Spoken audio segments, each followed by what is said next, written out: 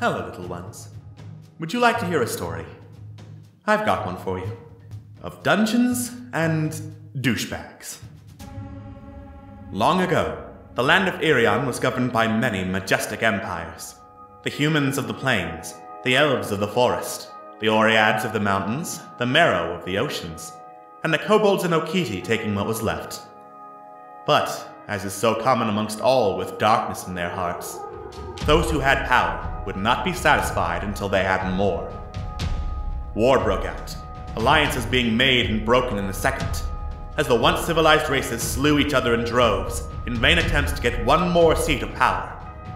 The kobolds, on the brink of annihilation, sought out a new draconic god who would protect them.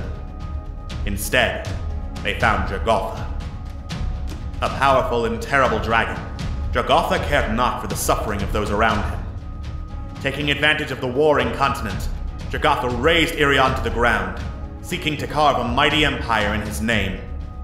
A last desperate alliance stood firm against Jagotha, and after a terrible battle, the dragon was finally slain.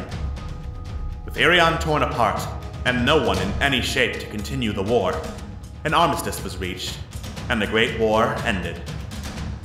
Now, many years later, Irion has started to rebuild, and the Age of Clockwork has begun. And our unlikely heroes, gathered first to celebrate a harvest festival, may soon find themselves at the center of another war. Trevlon, the halfling bard. I'm gonna get to the bottom of this mystery. Right after I've had this little nap. Corellian, the kobold paladin. You must understand, I will do whatever it takes. Malifane, the half-elf rogue. You have me rather curious. Tell me something about you. Thavagath, the Goliath barbarian. With victory comes honor.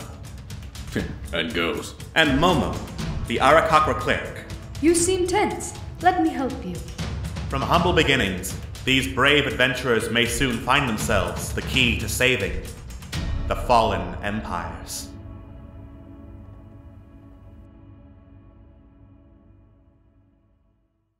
Last time on Dungeons and Douchebags, Fallen Empires.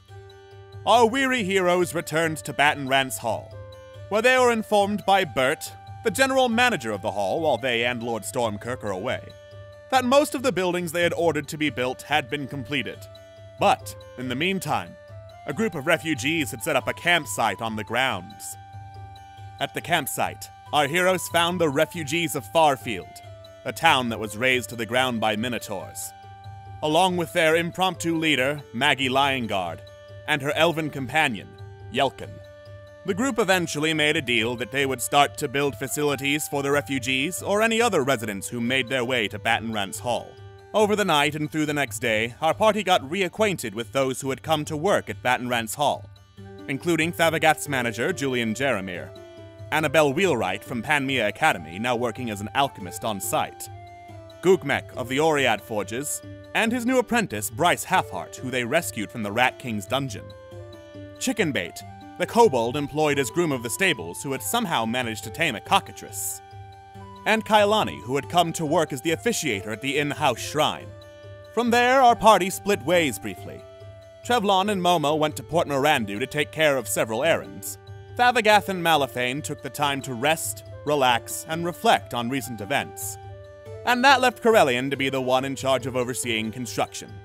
At Port Mirandu, Trevlon and Momo made brief stops to a tanner to get the Displacer Beast pelt made into something that didn't stink like a rotting corpse, and by the Journalism Guild to turn in Trevlon's story, where they caught his boss in a rare good mood since his granddaughter was coming to visit.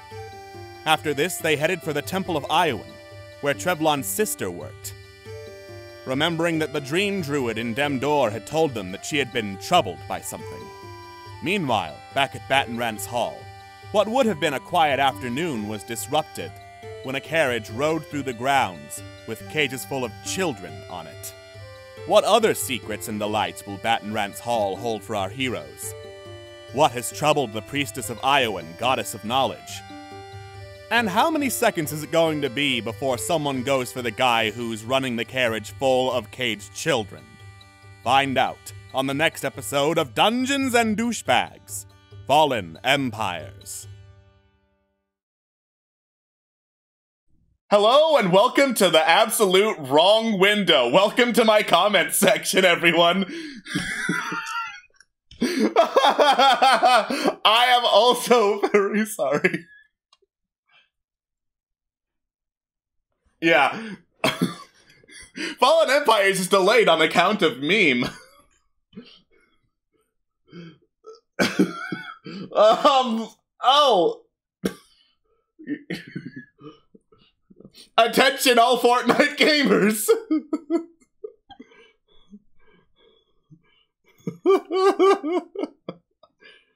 So, welcome to the worst post pre-show in all of Fallen Empires. I am your host, Alex.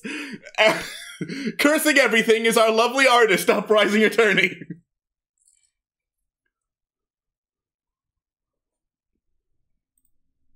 Cursing everything is our lovely artist, Uprising Attorney. It's me. It's my mom. I fucking love It's true, I'm JoJo's mom.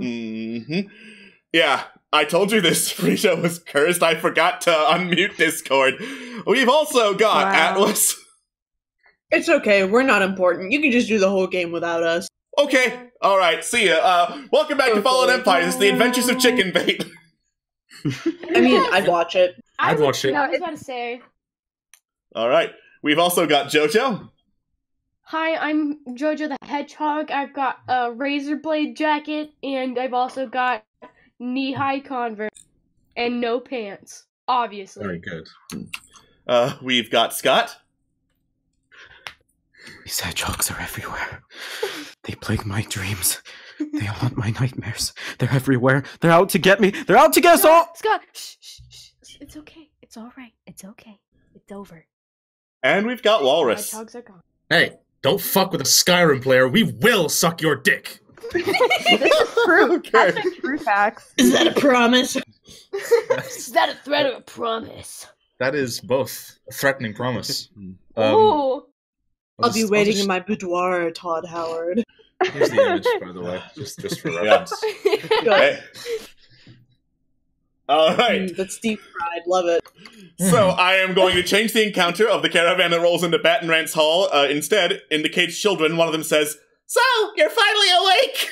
You were caught by that Imperial ambush!" I'm gonna kill you, Alex. See, at first I was like, oh, I should hop out. They're actually starting. Nah, this is fine. You got like a minute of us fucking around before you gotta go.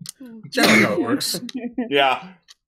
Phil would be with us, but he has been devoured by dark gods, and you know, it's really bad internet connection in there, so yeah, rip and skip. Gosh darn it, I feel American. like this is a pattern when it comes to Phil. Anyway. Yeah. I miss my best friend. They'll do, don't worry. Don't worry, JoJo. Mom is here. Oh god, I'm being taken away. Oh no! I guess I gotta be Batman now. Yep. I mean, fair enough. And thus JoJo That's became a a very prerequisite. tiny Batman. I'm not tiny. I have a quote from this morning that says otherwise, JoJo. I'll kill you. Liars go to hell. Liars Anyway. go to hell. Jojo. Anyway. I'll eat your knees. Yeah, if you could reach them. Oh no! For the record, Can't I have believe no just involvement saw in my child this. get murdered. I can't believe. Alright. So, when last we left off, our party broke the cardinal rule of D&D and split the party. So, over at Baton Rance Hall, there is Thavagath, who I'm going to say for right now, I'm going to say that he's still in his room, sleeping, trying to think things through after, you know, having it revealed that he murdered his entire family and doesn't feel bad about it. Mal spent the last, yesterday afternoon and a little bit of this morning figuring out what the hell he's doing with his life now that he's been split in two and Asgal is his own person doing who knows what. Which left Corellian to be the one managing construction at Baton Rance Hall. So Corellian was outside when a carriage with two big dark horses being driven by a big ol' stocky man in black came rolling through the middle of the grounds, and on the carriage were cages full of children. You know, just the type of thing you like to see in the middle of the day. Yep. I presume he comes to a stop. He does indeed come to a stop. I'll sort of, I will look up at the carriage, I'll look back at the house, realize I'm out here alone, and I will walk forward with one hand on Moska's shoulder, and I will hail the carriage driver and ask him what business brings him to Baton Rance. Morning, gent. I was just, going through this whole area in town when I heard that there were construction projects around these parts looking for work. And, well, wouldn't you know it, these fine young buggers happen to be exquisite at digging holes. Is that so? How old do the kids look on average? Make a perception check. It's about midday, right? It's about midday, yes.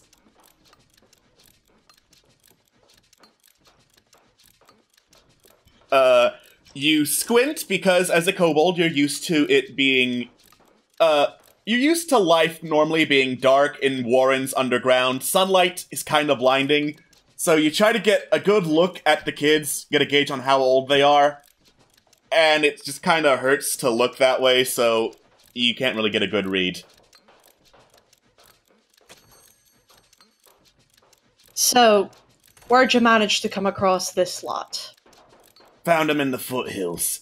They were warning about their homes caving in or something like that, and I figure I'm a reasonable businessman. I can give them a little bit of bread, get them a nice job working out somewhere so that they can make something of their lives and not whine about it. I'd say that's a noble pursuit. And are you in this business alone, or do you work with other people? I happen to be a sole proprietor. You're in the How much clear. are- Fucking yep. You're in the clear. Kill him. Get him. How much are you asking for the lot? 50 gold. 50 gold. Can I at least see how many are in the in the wagon? Like, can I get a general estimate of how many are in the back? Yes, there are 3 cages. 2 of them have 2 kids, 1 of them has 3, so there's a total of 7. I'll sort of walk up, and I'll walk up and down the side, sort of making a sort of doing like an inspection sort of thing. Now that I'm closer, can I get a better idea of their condition? These kids look pretty small, hunched over, like they aren't very well-built kids. I mean, obviously. They look really pale, they look kind of hairy, and their nails are much, much longer than any child you've seen. How long ago did you pick this lot up? Couple of months. Months. And you've been hanging on to them this long? Is there something wrong with them? For whatever reason, I can't seem to find any interested buyers. Sounds like you're in a bit of a bind. Indeed I am. 45. Make a persuasion roll.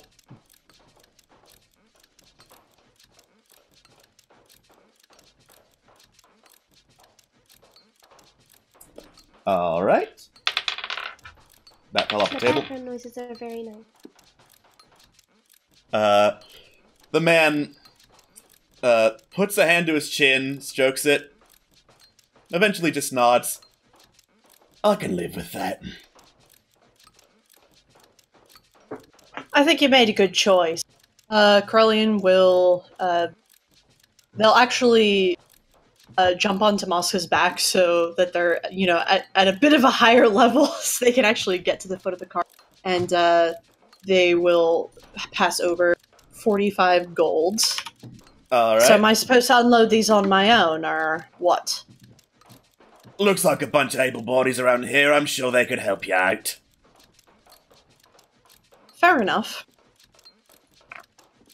So, I will call over will call over some workers and I will ask them to get these kids out of the back of the wagon. All right.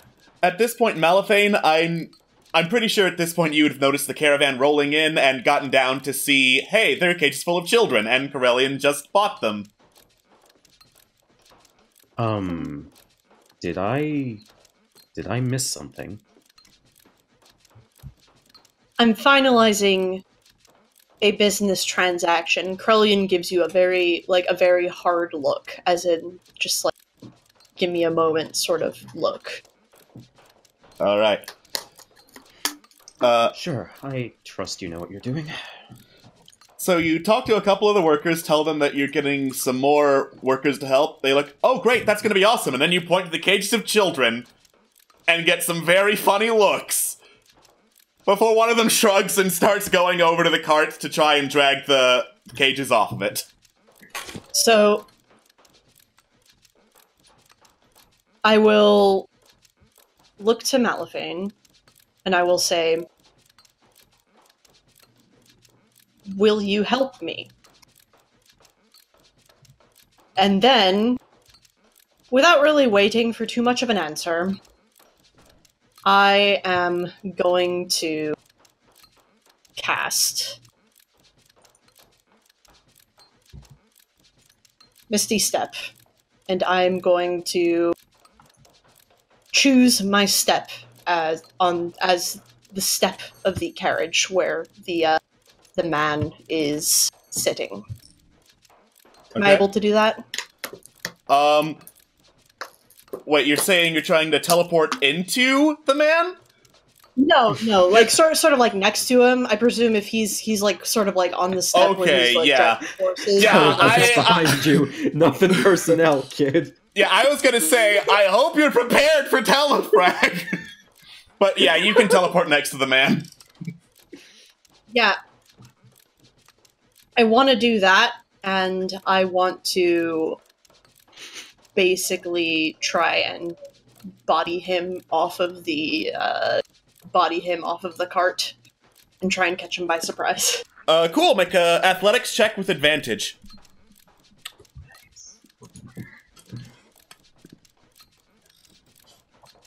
Hey! This guy's fucked. You just, like, knock the man clear off the horses. He goes sprawling down on the ground, like, 10, 15 feet away. Cool. I'm gonna mentally command Moska to pin him. Moska just kind of, like, ambles over, lays on top of him. No. And then I will take my sweet time to walk over and very, very slowly draw my war pick. I'm gonna look over to him and say, now, I'm afraid I wasn't here. Remind me again where exactly you got these children. Foothills up north, mate. I thought you were going to be reasonable about this. This looks anything but reasonable. You're telling me there's a fucking kobold coming at me with a weapon?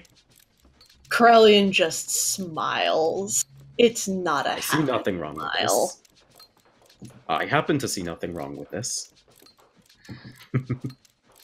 Yeah, Corellian's gonna straight up murder this dude. Ooh! Yeah, he's helpless, no attack roll needed, you just like fucking drive the war pick through his skull. I will release the war pick, wipe it off, lean down, retrieve my 45 gold, see if he has anything else on him, and then I will ask some workers to get this scum out of my sight. Yeah, looked like he did indeed have some stuff on him. He was traveling with 24 more gold for, like, daily expenses and stuff. And, the workers again give funny looks. The same guy who was carrying the cages of children off the cart shrugs, goes to pick up the bloody, headless body and drag it towards, where the graveyard's going to be. You know, there were probably ways you could have done that away from the children. I will pass the guy who takes the body a silver, and I will sort of, I'll shrug, and I'll just say, well, let's get to work on these locks at least. Right. I will take my thieves' tools in an attempt to free the kids. Cool.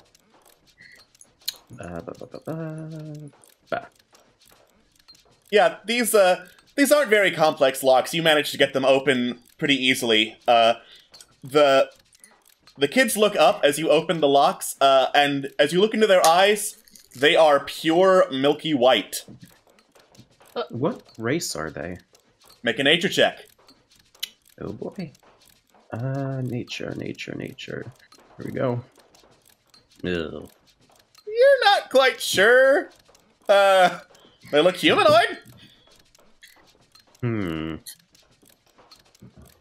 What should we do with them? We can't just leave them here. Do you lot understand common? They turn towards you, Corellian, but they do not say anything.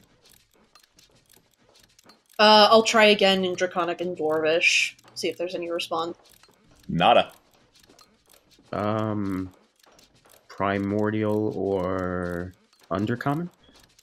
As you say something in Undercommon, they turn to you, like, they just snap towards you rather than hearing, hey, is that something? Is that people saying something? It looks like they understand Undercommon.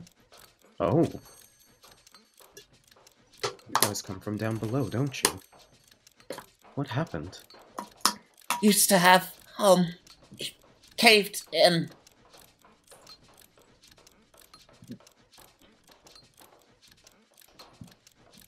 Do you remember what caused the cave-in? I'll ask Mel to translate. Yeah, just assume you're translating so that you're both in the conversation. They say, no, all we remember, parents asked us get above ground, and then come back when it's safe. Wasn't safe. Then Sylvester came, said he could help us get better lives. Was that this man? Yes. I guess I just looked down at the... Or, wait, no, the body's been taken away. Never mind. Yeah, the body has been taken away.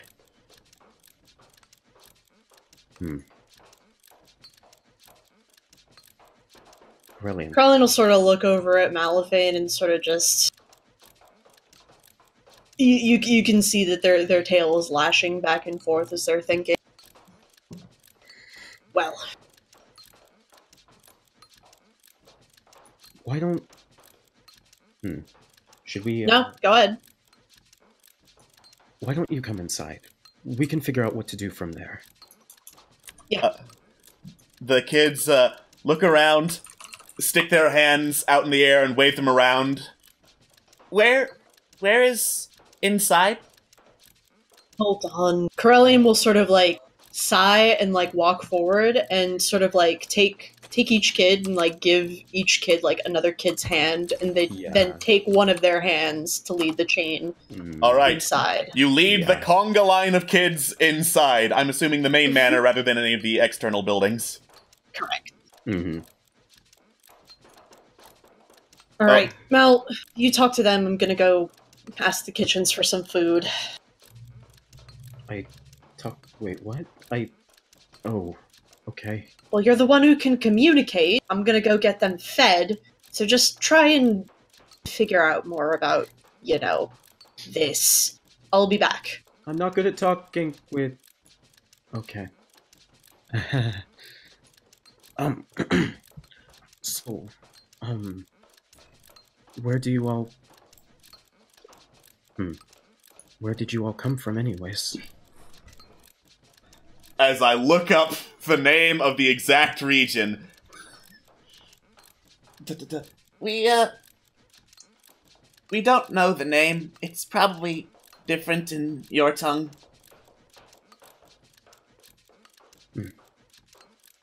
Try me. I'm willing to give it a shot. I see. I am Boo Boo the Fool, who did not have this particular document open. Well, Alex, play the theme. That's what we call stalling for time. Your enthusiasm. Thank you, Alex. All right.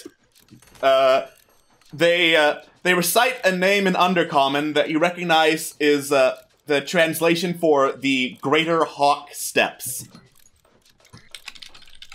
Would I recognize this?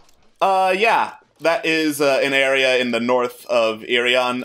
You cross the land bridge and go east, and it's in that general area.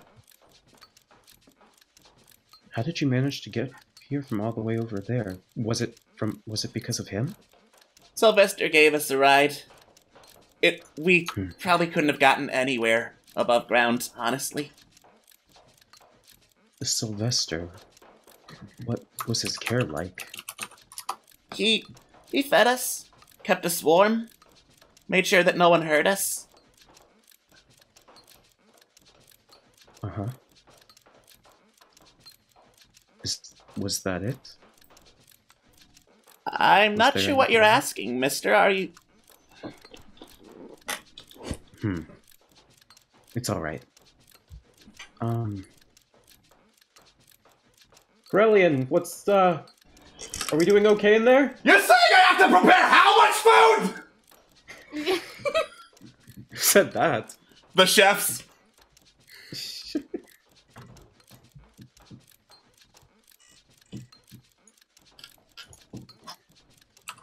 After a time and maybe an extra 2 gold in the palms of the chefs, Corellian comes back, sort of like scratches behind their head and looks over at Malifane. Well, any luck? I'm starting to wonder if killing the guy was a good idea. He may have seemed a bit shady, yes, but it doesn't seem like his motivations were wrong. Malifane? He tried to sell them for 50 gold. I understand. And that is... Do you often sell human beings?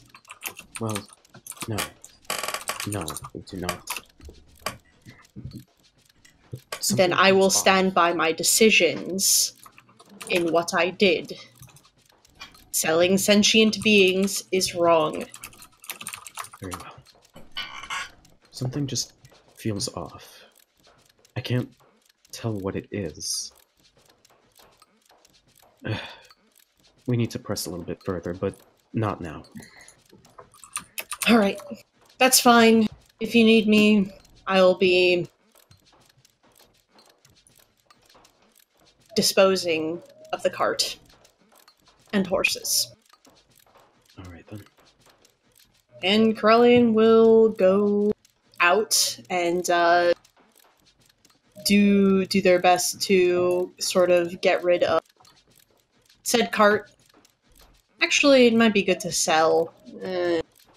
I'll take the horses to the stables in the meantime. Alright, cool. Either way, disposing of or moving the cart is going to take the better part of an hour, so while they do that, let us transition over to Port Mirandu. Oh, sweet honey pie, yay.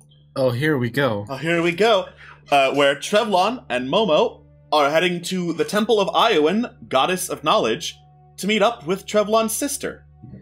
Yay! It's been a while since I've actually been in here. I don't... I'm not entirely sure what we're going to find. Hopefully, this is the biggest hope. Hopefully she's at the front door and it'll be like, we can just chat now. Worst comes to worst, she'll be inside a door I've never been in, which could be a thing. Like, Okay. Right. Shit, I'm trying to think of when the last time Trevlon actually met Shayla was. I can't actually think of when that might have been. It has That's definitely normal been a with some couple of family years. members. It's been a while, either way.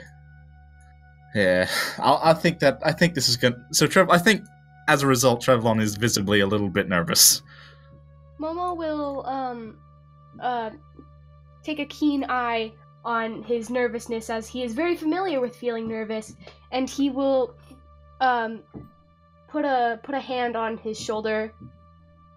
Aren't you excited to see your sister? Oh, no, don't get me wrong, I am. I love my family. Well, barring Garrett. I love my family, barring Garrett. It's just that, in terms of... I always feel embarrassed meeting them because they're doing such cool things. Like, everybody else in my family is doing really interesting, neat stuff, and what am I doing? I'm, like, writing stuff. Sometimes it gets published. It's not exactly, not exactly the high life. Well, I get where you're coming from, nonetheless, but He kind of looks away for a minute and just kind of scratches his chin a little. It's just been a while since I've really talked to any of my family properly. So, I don't know how it's going to go. Hopefully well. If they're your family, then they'll love you nonetheless, right? No, they will. And I'm pretty sure that they'll like you too. Certainly Shayla will. I hope so. Generally speaking, when it comes to religion-based things, she's very knowledgeable and she likes talking about it. She's generally good to talk to. She's nice. You'll like her. Now, let's go find... So where... Are we outside the temple right now, Alex? You are outside the temple currently. You've been talking about it outside because talking about it inside would be very weird. Yeah, probably would. Let's go in then, shall we? We shall. All right. You enter the Temple of Iowan. It is it's kind of a rambling stone structure. Key supports all lean a little bit westward rather than standing straight up. This is all by design. It's supposed to emulate the humanoid brain or the way humanoids think, like being a little free rather than strict and rigid. And you ask around for Shayla. After a couple minutes, she eventually comes out of a back room, looks, makes sure it's you, Trevlon. It's like, oh, well, that's a surprise. Finally, I thought I would never see you again. What with you, gallivanting around the world, writing about things, and all that.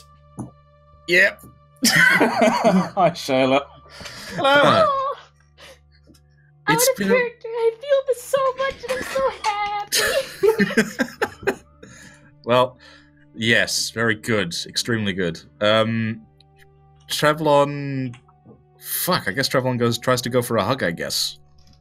She accepts the hug, gives one back, the classic 3-pat hug on the back and all that. Nice. So, I know this might sound a bit out of the blue, but you've been thinking about stuff recently, haven't you? It's difficult stuff. Yeah. I'm not sure if you quite get what being a priestess of the goddess of knowledge entails, but yes, I've been doing a lot of thinking. Wow, congratulations. Yeah, figured that much. Could have gone there. More specific. Himself a little. More specifically, it's something I could help with, right? Well, I mean, it does actually involve books, so whatever stroke of weird, strange luck has brought you here, perhaps you could be of some assistance to me. Yes, I could be. What sort of book are we talking about here that you need knowledge of, or at least information on? It's not necessarily a book, per se. It's more like an author. I study mostly medical stuff. Children's books seem to be more your thing, so that is why I was thinking, whenever you get the chance, you could look into the works of this fellow named Geisel. Geisel. Shit, Alex, have I heard that name before? Yes. Yes, you have. Wait a minute. Trevlon, isn't that the name of the book that you read to me when I was kooky? Shit, no. The author of that book. I don't think it was. I think, wasn't it one of the books that we got from, the bookseller on the way up? Or was it the book I read to Momo? I don't think it was the book you read to Momo. I think the book you read to Momo was Gispra Zimmer. Yes, that's correct. I Gispra remember that Zimmer specifically. Is one of your favorite authors. Another one who you at least know of a couple of books by this guy, even if you haven't, like, collected them as obsessively as the entire works of Gispra Zimmer, is Geisel. He's done a lot of work on children's books. They touch on some dark subject matter at times and usually have, like, kind of a dry wit about them. He's basically the fantasy version of Lemony Snicket. Excellent. Yeah. I'm already a fan. I love him already. Trevelyan nods and goes, I know of the guy. I can see if I can figure out and read some more of his stuff if I can get my time sorted. Why exactly do you need information about a children's book's author? Well, you see, normally I would not care, but in a couple of thoughts and prayers and, rites for Iowan, some of the temple goers here have reported seeing, like, a series of intense visions that usually revolve around one of two things. One would be a sunken city beneath the ocean somewhere, which I guess is obvious when I consider it a sunken city, and another would be this man named Geisel, which is very weird because I do not think there is any connection between those two.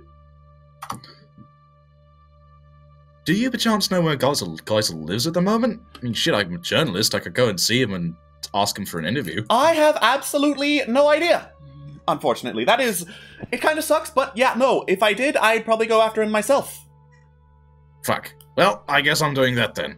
I'll see if I can research a little bit of his work and also find the man himself. And hopefully, when I got all that information sorted, I can get back to you on what that really means. The Sunken City, does that ring a bell, Alex?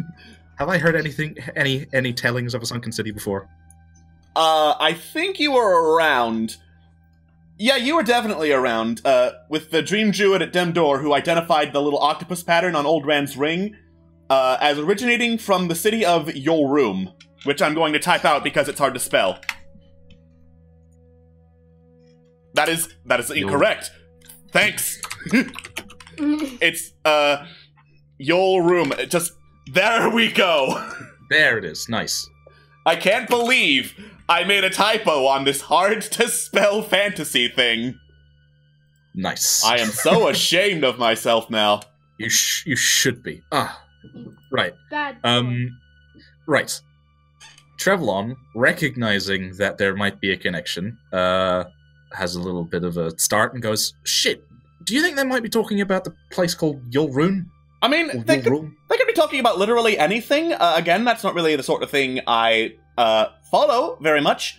I'm normally involved with the day-to-day operations here, not necessarily, I've heard there's a sunken city somewhere. Let me go research every sunken city that's in the world here. Okay, well, I'm going to keep an eye out for anything I can see about that. Because if I'm thinking of any sunken cities off the top of my head, that's the only one I can really picture. So, when would you like this by, if I may ask? I mean, the sooner the better, considering, it would be really nice, see you more often so I don't have to wait, years between when you come and see your sister. Yes, that would be good. And Trevelyan looks visibly uncomfortable and upset. He sort of readjusts his hat and then says, I will make sure as soon as I get the information I come back and report to you and tell you everything. If I may ask, these visions that people are having, they're not dangerous, are they? They're not, evil. I mean, as far as I know, no. We're pretty good about not allowing evil, into this holy place. And no one's head has exploded, so until I get any evidence otherwise, I'm going to assume it's not, evil. Do these appear in dreams, perchance? I've not gotten one of these myself, and from what I hear, they're very much awake when they happen. Okay, well... Okay, that's actually a good thing. Okay, right. I shall make sure I can start researching that as soon as I can. Hell, I might even pay a visit to the library just to pick up some of the works of Geisel. Yeah. I'll help in any way I can. Thank you. By the yeah. way, I did have a question. She points to Momo. Oh shit! That? Yeah, this, this is my friend. I have those now. They're called Momo. He's very good. He's a priest like you. Not exactly the same faith, but certainly still very good. Really? What faith would that be, if I may ask? Malil. She is silent, looks from side to side. You've lived with her long enough, Chevlon, that, you know, the wheels in her head are turning as she's trying to think very hard as to who that even is. It's not native. Don't worry. So, okay. God of song. Song. I see. It's kind of the reason I've been so quiet. Part of the reason, at least. I've been very busy with, well, just I've met a bunch of people and we've been going about the place and just sort of doing things. I don't think I've actually been... Hell, I don't think I've been out of Port Miranda as much as I have been since I met these folks. They've made me reevaluate and think about some stuff, and it's been good. Well, I mean, if you're doing something with your life, that's great. I really can't complain. I guess we all have to do something, move on, make something of ourselves in our own ways, you know, all that. You certainly have been doing that. I mean, shit.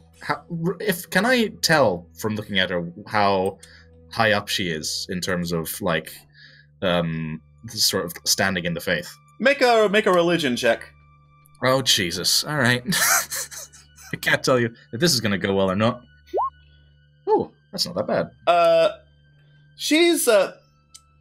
She's been working at the Temple of I was about to say the Temple of Malil, and that is very obviously wrong. That's not right. Mm-hmm. She's been working at the Temple of Iowan for many, many years. She's not, like, fully ordained as a priest or a preacher, but she's pretty high up in the non-ordained corporate ladder, basically. She maintains the temple, keeps track of sacred texts and sacred artifacts and all that. Yeah, Trevlon sort of extends a hand as if to say, "Look at this," towards her and continues. You mean shit? You've been doing great for yourself. She smiles, gives a little faint nod. And I don't know if you keep in contact with the other folks much, but Kasich and Vivira are doing good too. Well, that's good to know. You're right. I'm pretty busy. Don't really get the chance to see family all that much. I appreciate you coming here, Chevlon. Really. One day we're gonna have a big sort of hootenanny thing, and we're all gonna meet up. Even Garrett. I don't know if even if he'll get the letter I send him, but I'll try and get in contact with him. Well, I mean, like, he's gone far away. That's the thing. Yeah, sea travel does tend to take you pretty far out of Irion. Hopefully he's not, doing too badly. Hopefully. Right. Okay. Shit, is there anything I can do just, like, donation-wise? I don't have much. And then Trevlon looks into his coin purse and sees the 1 silver. Well, I mean, donations are always accepted. For those of you who don't have, coin to spare, we also accept writing. Keeping and preserving that is one of the basic tenets of knowledge and, kind of what the temple's founded on. Trevlon, reaches into his pack and tries to search for something that he can, like, just give. Would something I've written recently work? You know it would! Trevlon takes out the the bar fight story of the raucous brawl as that may take place in the bars of Demdor. There we go. And he takes it out and he says, should I put this somewhere? It's a little story I cooked up whilst I was... I can handle it. It's kind of, my job. Trevlon smiles and hands it. All right. She takes the story, takes out a little vellum case and puts the writing into there. Much obliged. Oh, before I forget, and Trevlon takes out the octopus sigil drawing that he did a while ago and shows it to her and says, I don't know if this will help much, but if you're in the area and you see anything like this, that might be something you want to look into. Certainly it's related to your room. It looks like an octopus. It is. It seemed I met someone a while ago that had a sigil that was this, basically. And they and that, the city and that are related, quite surely. So, yeah, keep an eye out, if that's my advice. There. All right. Okay, right. Okay, long story. I have a gross displacer hide I need to make sure is not festering somewhere. It's been really good to see you again. Likewise. I really hope you'll come back sooner rather than later, Trevlon. I'll try. And Trevlon extends his arms for another hug. She hugs back. This time it's a 4-pat hug. Yeah! It was a pleasure meeting you. Likewise, my friend. He extends a little feathery hand. Yeah. She pulls away from the hug to shake your hand. If you're in the mood for possibly taking a little road trip, come and visit me in Battenrance Hall. It's a little while away from Port Mirandu, but we're getting it turned into something quite nice. I'll keep that in mind for the next time I'm free. Trevlon nods and smiles. Right. I'll catch you later, okay? Of course. Stay safe and alive and all that sort of thing. Yes, good. Christ, how am I a journalist or a writer? I'll see you later. Take care. All right. You head out of the temple after exchanging goodbyes and head back to the tanner. Just as he promised, after a couple of hours, the Displacer Beast hide no longer smells like death. Right. Excellent. Okay. Firstly, change of plans, and I turn to Momo. We need to sell this, because I just realized how much money I don't have. And I also remembered that a certain someone asked for a shield. So we should probably get that sorted. Let's head to the market district and see if we can get this sold and a shield bought. Okay. Alright. You pick up your hide. I'm assuming you're carrying it in the bag of holding so that it's not just hanging out there and everyone notices you're carrying a frickin' Displacer Beast. Yeah. Mm-hmm. Alright. You take a journey through the streets of Port Mirandu and get to the Merchants District. Where are you going to go to sell the hide and the vestments, which I believe you still have? So, I guess for the hide we'd go to a leather worker, right? Yeah. Alright. I mean, that's my bet. You look around for a little bit. Eventually, you find a leather worker's shop. Unfortunately, he doesn't seem to deal in, like, leather armor or the stuff that adventurers would really like. Mostly just, like, clothes and hats and boots and stuff. But as you go in, he looks up and is like, "Alright, what are you having?" says the tall, dark-skinned, kind of scrawny, bearded guy behind the counter. Oh, hi. Well, if all goes to plan, you will be having something from us. And Trevlon indicates to Momo to take the pelt out of the bag. Momo does so. Holy fucking shit! Is that a Displacer Beast pelt? You It is. are correct. How the hell did you get it? That's a very good question. We just found the thing. it had just kind of died. No apparent injuries or anything like that. It was just dead. Old age? It was really weird. I mean, it sure don't look old to me, but, you know, who am I to question a little bit of serendipity? 140 gold for it right now. Can I roll persuasion to try and make it 150? What are you going to say to try to make it 100? Actually, you know what? Fuck it. You can just say, how about 150? Roll persuasion. Yeah, I was about to say. He, looks over at the pelt, looks at you, sighs dramatically. Yeah, I'd say that's worth 150. Cracking. And Trevlon hands over the pelt. Alright. The guy takes the pelt, goes into the back. After a couple minutes, he comes back out with a sack, bursting with gold coins, hands it over. Pleasure doing business with you. And to you with you. And Trevlon tips his hat as he walks out. 150. Grabs the gold and puts it in the bag. Nice. Oh, I needed that much. Like, I'm not lying to you. I had nothing. And everybody thought that skinning this place of beast and keeping its horrible, disgusting hide for several days was a bad idea. Those fools. Yeah. Trevlon disregards any sounds of unsurety and moves to try and find a tailor next. All right. Onward we go. Cool.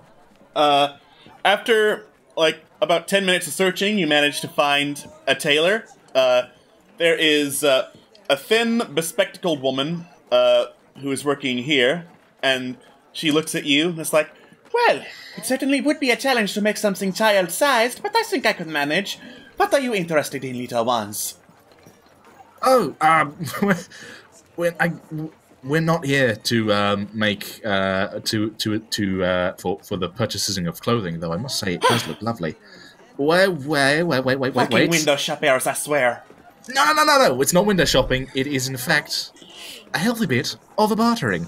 And Trevlon indicates for Momo to reveal the vestments. Momo does so. Alright. You pull out one cloth of gold vestment, and then another, and then another. It takes a comically long time to get all 6 of them out.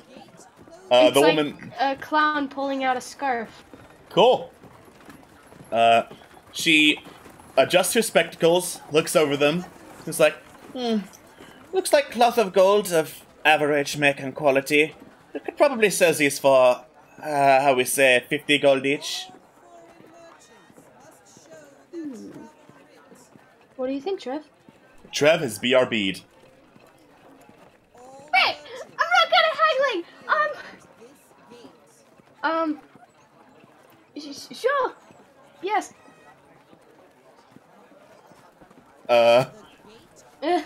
So you're just kind of like, nod your head vigorously, and leave the vestments over the counter, kind of in a pile. She looks down at them, sighs, and is like, I suppose you'll have to wait here while I go through the process of hanging up every single one of these. Oh, okay. Yeah. Alright. She does indeed pick up the vestments, kind of hoist them up with some degree of effort, takes them to the back, and then comes out with a bunch of different coin purses. Here, take your shit and go. Thank you. And me and Trevlon leave as he's just like suddenly blacked out.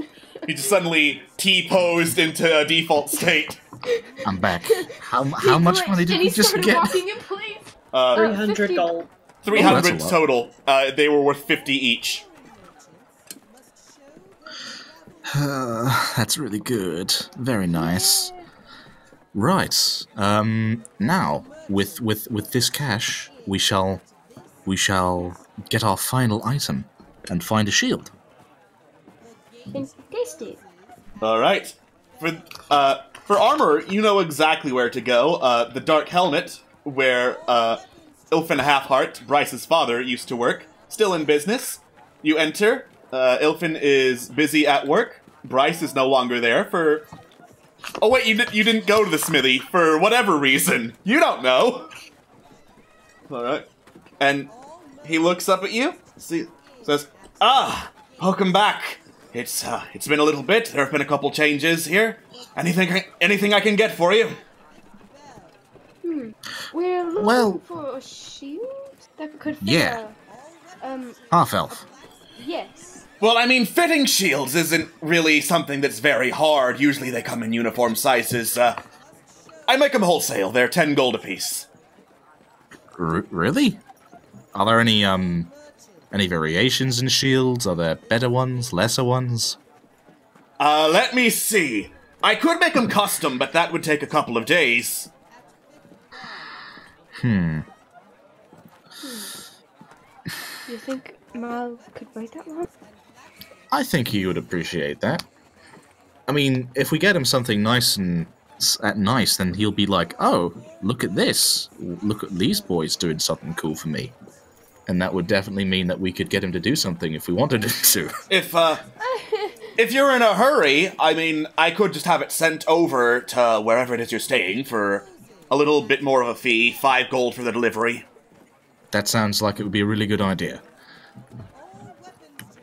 Right, well, the most typical variant of a shield, that would be a buckler. It's, you just slide it onto the forearm, and you've got a free hand, rather than having to hold up a shield the whole time.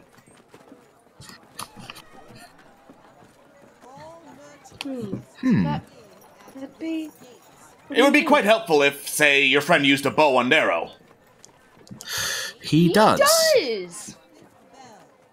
Ah, well, there you go. Let's see, a buckler would be around, 15 gold. Could probably get it to you in, 3 days plus travel. That sounds pretty good. I think we'll take that. All right. You hand over the 15 gold. He nods. Ah, much appreciated. Is there any other bit of armor I could get for you? Again, if I don't have it, I could custom make it and send it over. Do you think you need anything armor-wise? Momo kind of like looks at his shoulder pads, looks at his breast, and shakes his head. All right. Before I forget, did you factor in the delivery charge when you handed over the gold? No, we did not. That would be 20, wouldn't it, then? Yeah, that would make it a total of 20. Who's paying for this, by the way? Out of me or you? I think it's a, mutual, I guess. Alright, I'll pay 10, you pay 10. Sounds good. Alright. You each hand over some gold, and he's like, "Okay, there we go. Glad we could get that bit of math sorted out. I swear, it's one of the biggest devils in this world. Math." You can say that again. Right, well, if you're all done here, I've got a couple of other orders I need to get made. Alright, thank you so much for your time. Cheers, sir. Cheers! And you head out of the Dark Helmet. Yay. Alright. Anything else you want to do in Port Mirandu, or are you going to head back to Baton Rance Hall? What do you think?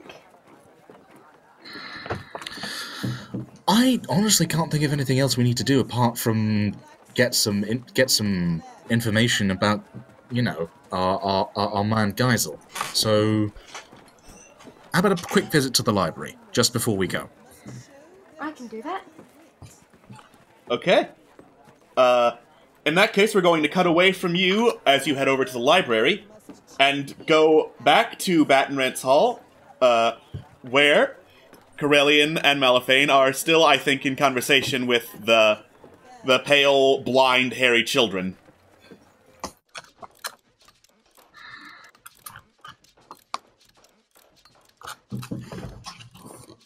So are they completely blind? Have they? Does it seem like they can see at least a little bit now that we're out of the sunlight? Or You've been doing some tests, which mostly consist of waving your hand in front of them. There is absolutely no reaction. They're blind. Oh gosh. That's so sad. Alright, so... This is just a matter of how we're going to get them around. I guess we could just try and take them in groups. Wait, to take them? Take them where? What'd you have planned? Poor phrasing on the player's part. I mean, how are we going to get them around the place?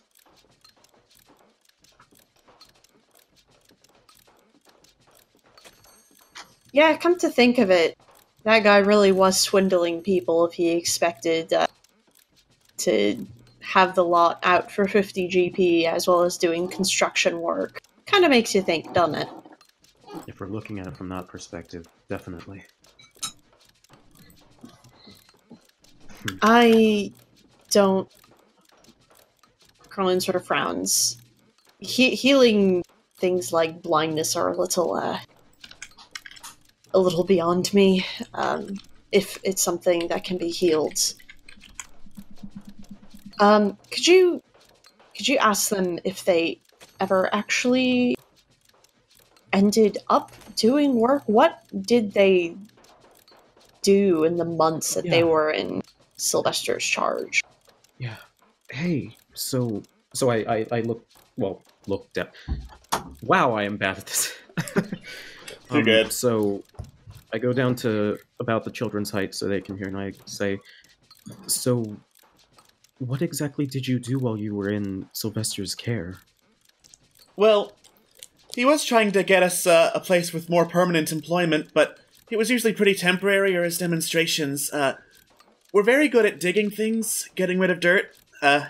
It's kind of what we do, I guess. And it was easier... Wait, it's easy for you to do any of that with your, Here's a different question. Has it always been difficult for you? Have you always been blind? They try to figure out, is it difficult for you to see? Have you always been blind? They try to figure out if that's leading up to something, then satisfied, they say, yeah.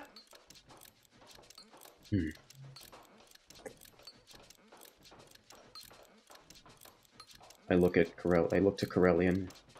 Could you...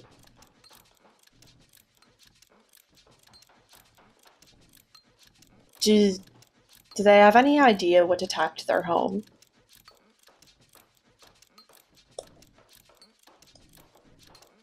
I think we already answered this one and said no. Sorry about that. Right. No dice, then. Well...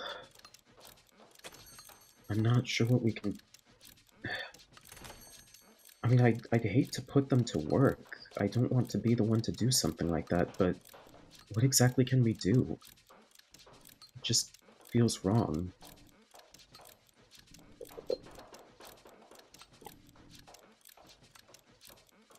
Carlian sort of, like, sighs. Well, if they would like... We do have plenty of work around here. They will be paid. There's plenty of stuff to do in terms of digging foundations, things like that. Otherwise, Malifane, you can point out on a map where those, where the Greater Hawk steps were. You seem to know where they were, yeah? Of course. And I pull out the, well, wait. Do I have the map on my persons, or did someone else have that? As good as the map. I think it was... God. I think it was either you bought the map, or I certainly don't have it in my inventory, so it's either you or Trevlon has the map. Well, shit. I think Trevlon has the map, since he's the one traveling currently. Could I use my calligraphy supplies to, like, crudely draw out a sketch of it? If they were cartography supplies, you could. I don't have cartography. Yeah, big sil. Well, that's no matter. We can just wait till the two of them get back. You can point out where it is, and I would personally like to do some investigation of my own. Alright. When you mention pointing out where it is, one of the children raises their hand and says, "How will that help?" The irony is completely lost on Corellian as they do not speak Undercommon. They sort of look at the kid, then look at Malifane, and sort of tilt their head. Wait, as in he didn't understand that, or... I'm sorry. No, I don't speak Undercommon! They asked how that would be of any help. Ah, help for me. Oh. What exactly did you have in mind? Like I said, I would like to do a bit of investigation. You're saying you want to go to the Greater Hawksteps? Yes. I mean, if it was destroyed, I'm not sure what much else we can do there. Unless... Well, in any case, we... Once Trevlon gets back with the map, we can do a little bit from there, like you said. Until then...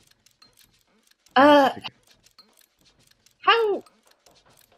Do you think you could teach me some simple phrases in Undercommon? I don't think it's impossible. I could definitely give it a shot. Yeah, I think that would be, useful. Yeah. As long as you're willing to learn, then I'm sure anyone can put that to use. Right. After all, you offered your services to me. Yeah, if you're still interested, let me know. Although you don't seem to need like you need too much tutelage. We have a bit of downtime at the moment. I mean, if you want to go out into the pit that was dug, that was the fighting ring, I guess. Maybe not. I now. would be happy to. Oh, sorry. Oh no, I was just making a joke about how I'd be happy to tan your hide, but sure, whatever. I suppose that was lost upon me. My apologies for that. Damn, why are you so formal? I guess that's just how I was raised. Anyways, we should probably try and find a place for them in the meanwhile. Yeah. I'll go see where there's some empty space, and there should be enough food coming out to feed them at least. And Right.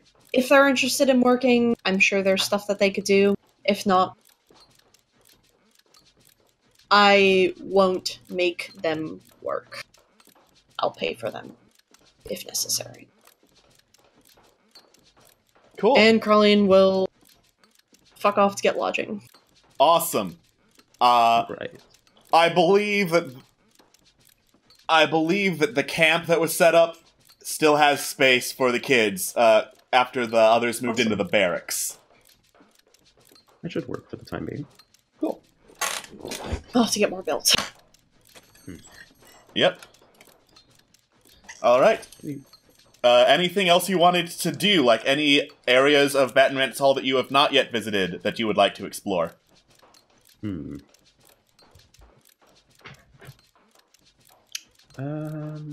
What haven't we explored? It's been a while.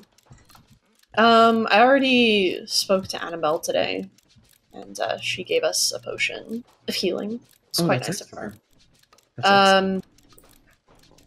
Other than that, I think that Thavagoth went over to the fighting pit hole in the dirt thing, yes, and dealt with that. And I'm pretty sure Trevlon and Momo went over that way to get that pelt. I gave the bag of items to Momo. I'm assuming that he told you what else Annabelle was able to appraise. Yeah, got the list and all that. Excellent. I guess otherwise I'll just go about and check on construction as it is. I'll check on the cemetery, stuff like that. All right. I'll lead the kids over to the campsite then. Cool. Bye. All right. As you're doing that, we're going to move back over to Momo and Trevlon. For the sake of expediting this, we'll say that you got to the library and managed to check out 3 of Geisel's books. Cool. Sweet. All right. So, having done that, I'm assuming you're just going to take them over to Baton Rance since they're checked out and you don't have to, like, stay in Port Mirandu. Yeah, I think we'd be able to. I'm pretty sure I could, like. So okay, since I got these books checked out, would I be able to send someone to get these books checked in? Theoretically? Yeah, probably. I mean, if you paid someone enough, they're going to be happy to work as messenger for you. Right. How long do I have these for? You've got them for a couple of 10 days. The Port Mirandu Library is very generous. Gotcha. Cool. Okay. Sweet. All right. Plus, he's a children's book author. It's not like these are the only copies that are ever available. There are a bunch. That's okay. Fair enough. Mm-hmm. Right. Okay. I suppose we should start making our way back then. All right. So, the journey back to Baton Rance Hall begins. Oh, hey, random encounter already. These freaking dice, I swear. Okay. As I switch over to some different music. All right. Ready. As you're heading over to Baton Rance Hall, who do you run into but a very familiar man in a black robe with what you have consistently described as fuzzy slippers? Yay! He's here. Yeah. The old Ran. Old Ran. Yeah. Old Ran. Holy cow! Looks over, hearing you approach, is like, "Oh well, what a lovely surprise. I was expecting to find you back at the hall, like the message said." Sorry about that. We were just popping in to Port Mirandu for some business, but we're done now. We're coming home. All the companions are at Baton Rance Hall, though. I see. I see. Doing business with them would have been more than adequate. Would you rather I gave you the reward for your business now, or would you rather wait until we got to the hall together? I would feel weird if we took all of the stuff. I think we should divvy it out when we're all back home. Very well. And I also think that it would all be very pleasing if we all discussed our next mission as a group. Of course. Yeah. Then it would seem, for the time being, I am your traveling companion. How is he traveling, if I may ask? On foot. That poor man. That seems weird to me. How have you been traveling this entire time? I always imagined that we were traveling like by a cart or something. Hell no, man! You gotta hire a cart and a carriage. Fair enough. I guess we've been walking then. Fantastic.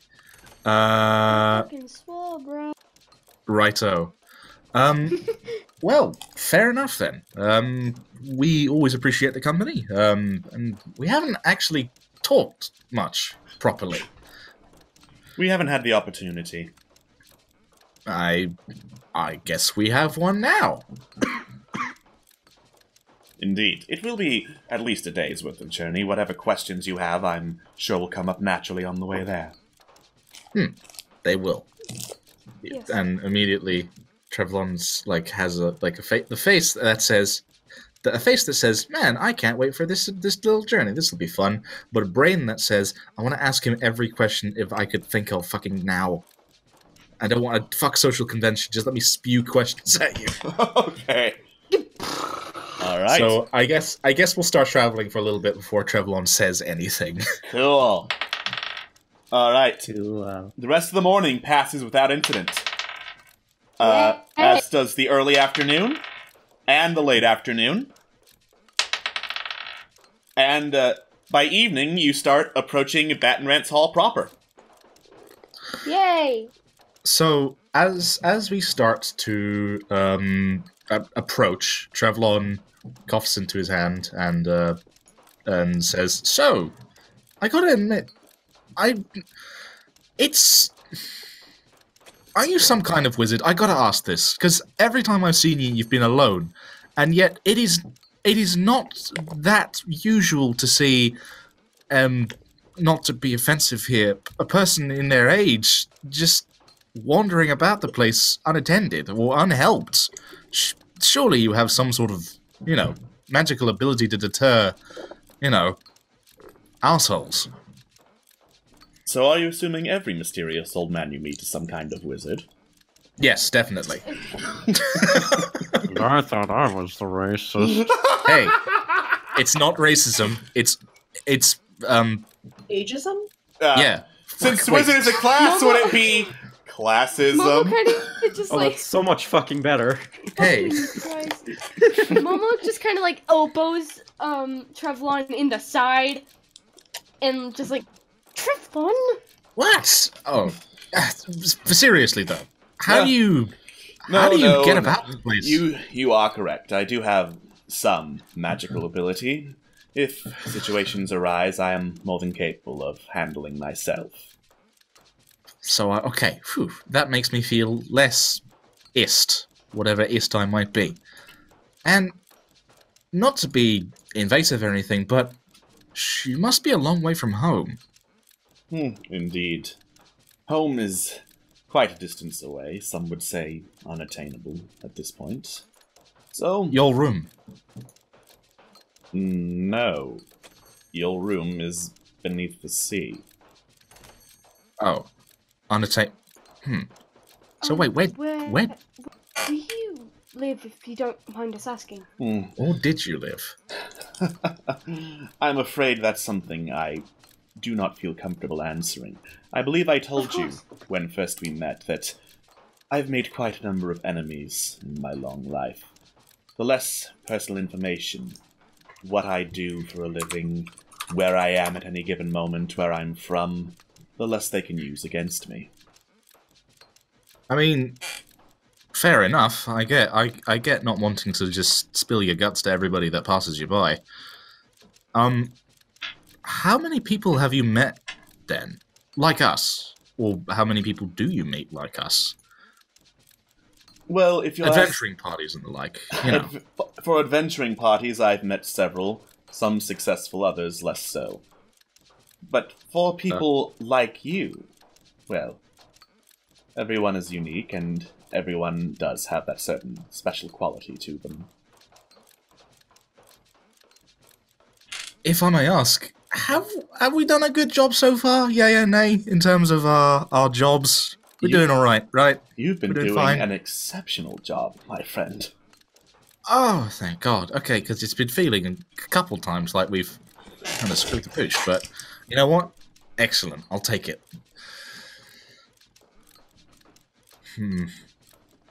I have no more questions that Trevlon would feel comfortable asking right now. All right. In that case, you arrive at Battenrance Hall. I will say that Corellian, for inspecting the construction, looks like a bunch of people are hard at work digging for, like, the graveyard and the sewers. And remind me again, Mel, what you were doing inspecting in the meantime? What was I inspecting? I thought I was just, at the time, just taking the children to the campsite. Okay, you were taking the children to the campsite, so then you would be the first one to see that Chevlon and Momo are back with old Ran in tow. Alright. Oh, welcome back, guys. And, oh, I see you brought a friend. More like a coincidental run-in. Momo kind of does, like, squats to the side a little and just does jazz hands. Jazz hands make everything better. We happened to run into each other on the way. Well, nonetheless, it's definitely good to see your face again. Likewise. Quite a coincidence, huh? Definitely. Less of a coincidence than you would think, since I received a summons to go here. That's very true. Fair enough. So, what time of day is it, by the way, Alex? It's evening. I presume that you're, well, unless you've got a place to be, you're pretty tired, right? Some of my magical abilities hamper the need for food, sleep. I can go without being exhausted for quite a bit longer than most, but if you're offering a room for the night, I certainly would not object. Sure. There should definitely be space in the hall, if you're willing. Yeah. Of course. And as you walk towards the hall itself, He looks over at you, Malifane, notices the time of day. Did you get a new haircut? Fucking No. hell, mate. No, I no, I have not. Must be just a bit of complexion. I see, he says. Alright. And then you head into the hall.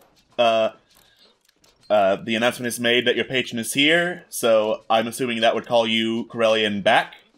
Oh yeah, meanwhile, just as we're walking, I'm just like, how has nobody noticed this? Anyways, You can make an insight check if you want.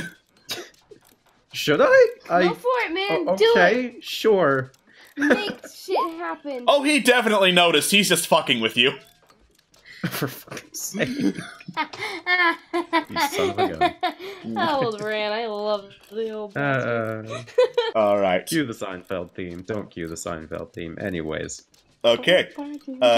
You all gather in the common room, sit around a table with old Ran. Thavagath comes down to go get paid. As he does, Bert, the general manager, is like, "Hey, big guy, your friend got me a list of what he wants the battle ring to be upgraded to. Here it is. Here's what it costs."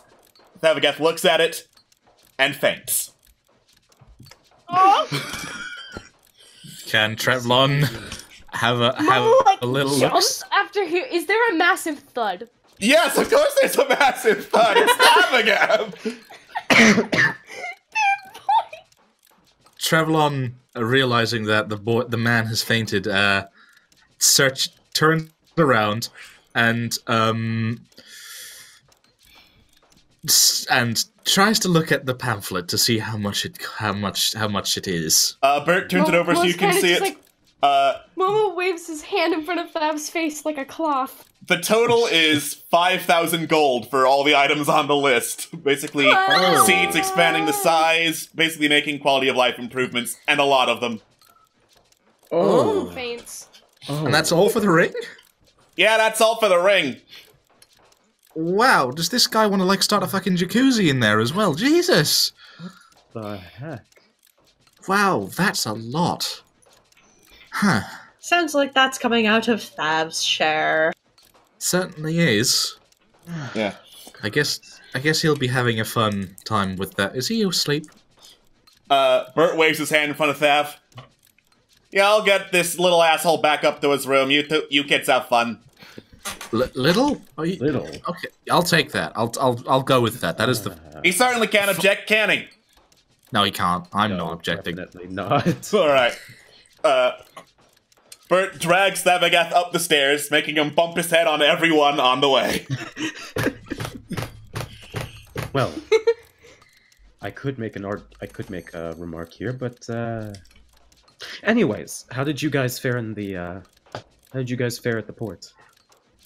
It was nice. I met his Yeah. sister. He did, and it was. You know what? Elephant in the room was addressed. I haven't met my sister in a long time, but it was good.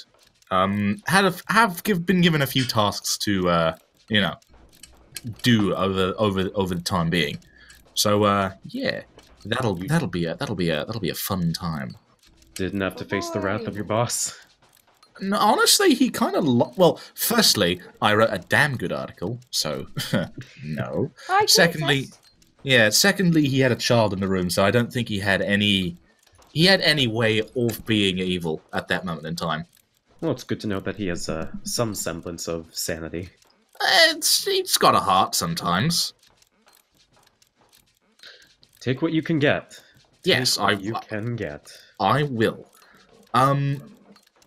So, and where are we now, by the way, Alex? Just for common reference? room.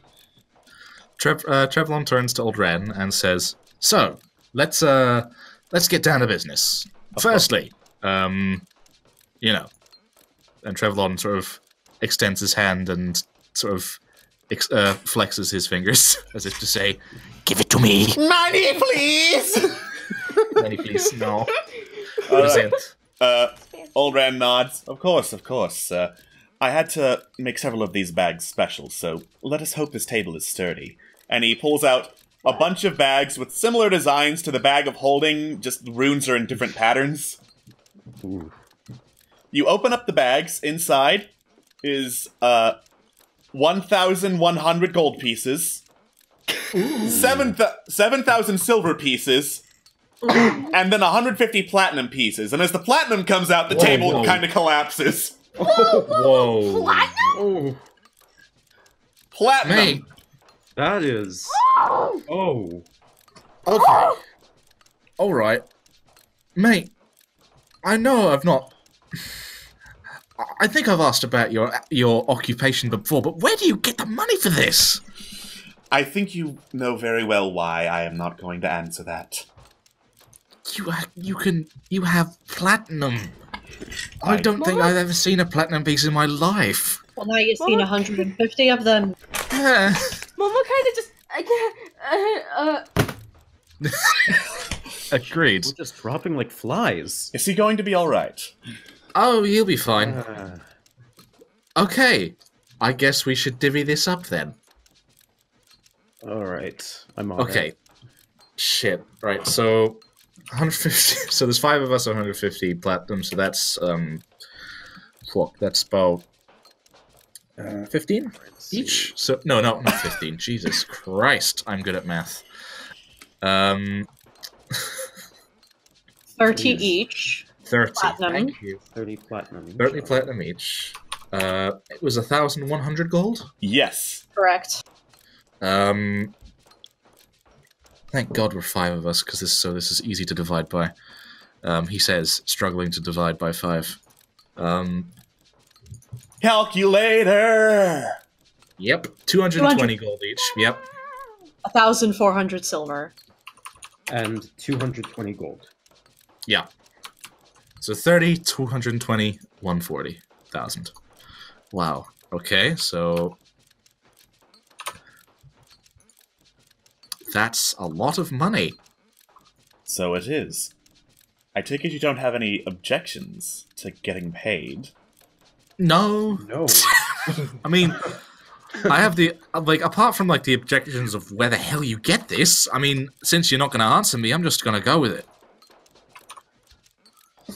And Trevlon takes his share. It's just sort of ogling the platinum pieces. Mind where you spend those. Not everywhere is going to accept platinum. Don't believe it I'll try and exists. get them. Yeah, I'll try and get it converted as soon as I can. That shouldn't be too difficult. The exchange rate isn't exactly that convoluted. I mean, yeah, it shouldn't be, but still. Ooh. Okay. Okay.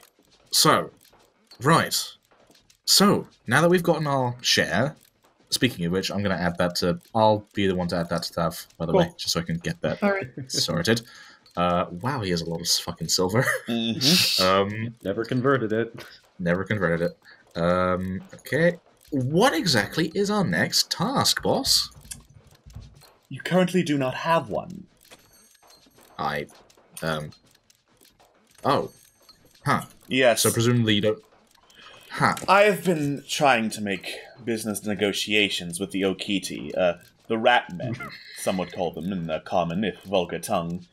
They don't seem very interested in what I have to offer. Unfortunately, that is where much of my focus lies, so if there is anything that you lot could do, I'm afraid I don't know of it. Fair enough. Well, I mean, I could assist with negotiations if you think. Oh, I have a way with words. Believe me, I'm a quite capable negotiator on my own. It's only a matter of time before finally one of them breaks. Trevlon catches himself before he says anything else and pauses for a moment and then says, "What exactly are they after? Or do you think that they're after, in terms of something that can convince them?" I've heard they've been trying to take hold of a settlement in the slums of Port Mirandu or something like that. The details are fuzzy. I don't speak Okiti. Right. When you say take hold, do you mean like occupy or like just get authority to live there? if I knew that answer, I would have a much better negotiating position. That's true. I mean, I'm just trying to think. Do any of us know any Okiti? Personally, I mean. Personally, you're not referring to Glinquinol. Glinquinol is not Okiti. You have met precisely one Okiti. He was selling meat and teeth. And wheat, I think. Yeah, wheat. I think he also had wheat. Yeah, Trevlon, hearing the term, the word Glinquinol being mentioned, looks at Mal like he has just shot him. Wait, what? Don't. Oh, I was speaking out of character. Don't. No. All right. No. Okay. Yeah, I Don't, was about to please. say, one was about to go like a grimace emoji of face. Please, no. Big ouch. Big. If we knew any Okiti personally, we could possibly help you with that, but we don't have any friends of that race. Unfortunate. Yeah. Now, Now, I believe this leaves you with a couple days of downtime. So, if you will excuse me, I'm going to go find one of those rooms you mentioned, and that is when enough chaos fills the air that it's time for a card draw, baby! Oh, shit. Yeah. Who drew last? Time. Who did her last? I think it was me. Yeah, I think it was Atlas, so... So Oh, it's no. Scott's I turn. swear, if I It get would the- technically be Phil's turn, but Yeah, but Phil's a smelly Willy who's not here. Phil's He's fucking a big dead. smelly Willy. I swear to God, if I get the bite again, so help me. That is unlikely because we just got the snake bite, I think. Yeah. Well, I didn't get a snake bite, but I got something with teeth. I'm Oh, so that's good. excited. I don't like the look of that. Oh! That's Is that a bad card? I think we gotten this card before. Hold on, let me enlarge it for the audience. Please tell me that's not a bad card. Oh, that's the Fiend. I don't What does like that do at again? all. All right. It seems evil. So as Old Ran, Why? so as Old Ran starts to head up from the table, he looks back to say something, and that's when all of you notice, sitting where he was, is a well-dressed man with a fox head sitting on that seat, who looks down at the remains of the table, looks up. So I take it you had a wild night. I mean, yes. What Is are Old you Ren doing seeing here? this? Old Ran is seeing this. He just kind of looks over What are you looks to see doing what that here? is. Well, Momo kind of like wakes up from his drowse. Huh? oh, nothing really of any particular interest. I just happened to be in the area when I felt this inexorable call to this place, as if there was something down below here that was very, very interesting to me. Or, you know, a library. I also like those. Okay. But So, seeing as how it would be very rude to burst into someone's basement or library without permission, that is why I am here. To ask for your permission. Considering what happened last time, or what could have happened last time. I'm not sure if I feel too keen about this, but what do you guys think? Momo kind of just like looks at the ground and shuffles his feet. He doesn't trust this guy, but he wants to know what everyone else thinks first. Well, to be honest, mate, I can't trust you as much as I can throw you. You Why you ex- will find that you can't throw me very far. Probably can't. So, a basement or a library, did you say? Yes. Not to be rude, but those two things seem pretty different. How about this? We may consider your request, if you answer us a question. Of course. If you answer that question, then by all means we may consider it, okay? And then Trevlon pauses for a minute trying to think of a really good question to ask him, and then freaks out a little bit. But just wait a moment, and then Trevlon turns around and then looks back at him and says, This isn't weird, trust me. and clicks the persuader on. I don't know. It And looks then pretty turn- weird to me. Shut up. Turns back around and takes a deep breath and asks, "No bullshit. Why do you need the room?"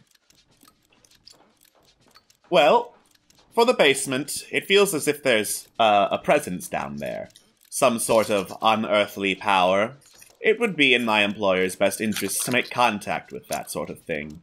They're much better at making deals than I am, you know. I'm sort of a middleman and all that. As for a library, well, I have a fascination with books, collections, and the like. One more source. It couldn't possibly hurt. What kind of And- presents? Well, that was what I was going to ask, yeah. Yeah. Do you think if I knew that, I'd be wasting my time up here? Point taken. All right. Say we let you into our library. Do we get anything out of this? Oh, yes, of course. My employers and I happen to have access to a great variety of magical items, let us call them. Name your wish, and I shall see if we can grant it for you. Do you need some examples? Because I can always happily provide a sort of catalog, if you would. Sure. Right, well, I can see you've already got a bag of holding, so another one is likely of little interest to you, unless you would like to experiment and see what happens when you put a bag inside a bag. It's always a little bit of fun. But Having experienced magical deals, Malifane is just holding his breath. But seeing as how, apparently, you are settling in as lords of this manor and the grounds around it, what I think would interest you is a rod of rulership. Rulership? Indeed. What does it do? You present the rod and command obedience from everyone around you. And they have no choice but to obey. They'll be charmed. They'll see you as a trusted friend and ruler. Why shouldn't they? It's, you know, for when your workers get ornery. Trevelyan looks to Old Ran and says, "What do you think, mate?" Well, it is always difficult making deals with fiends, says Old Ran. But Yugoloths are known to keep their end of the bargain, if only for their own purpose.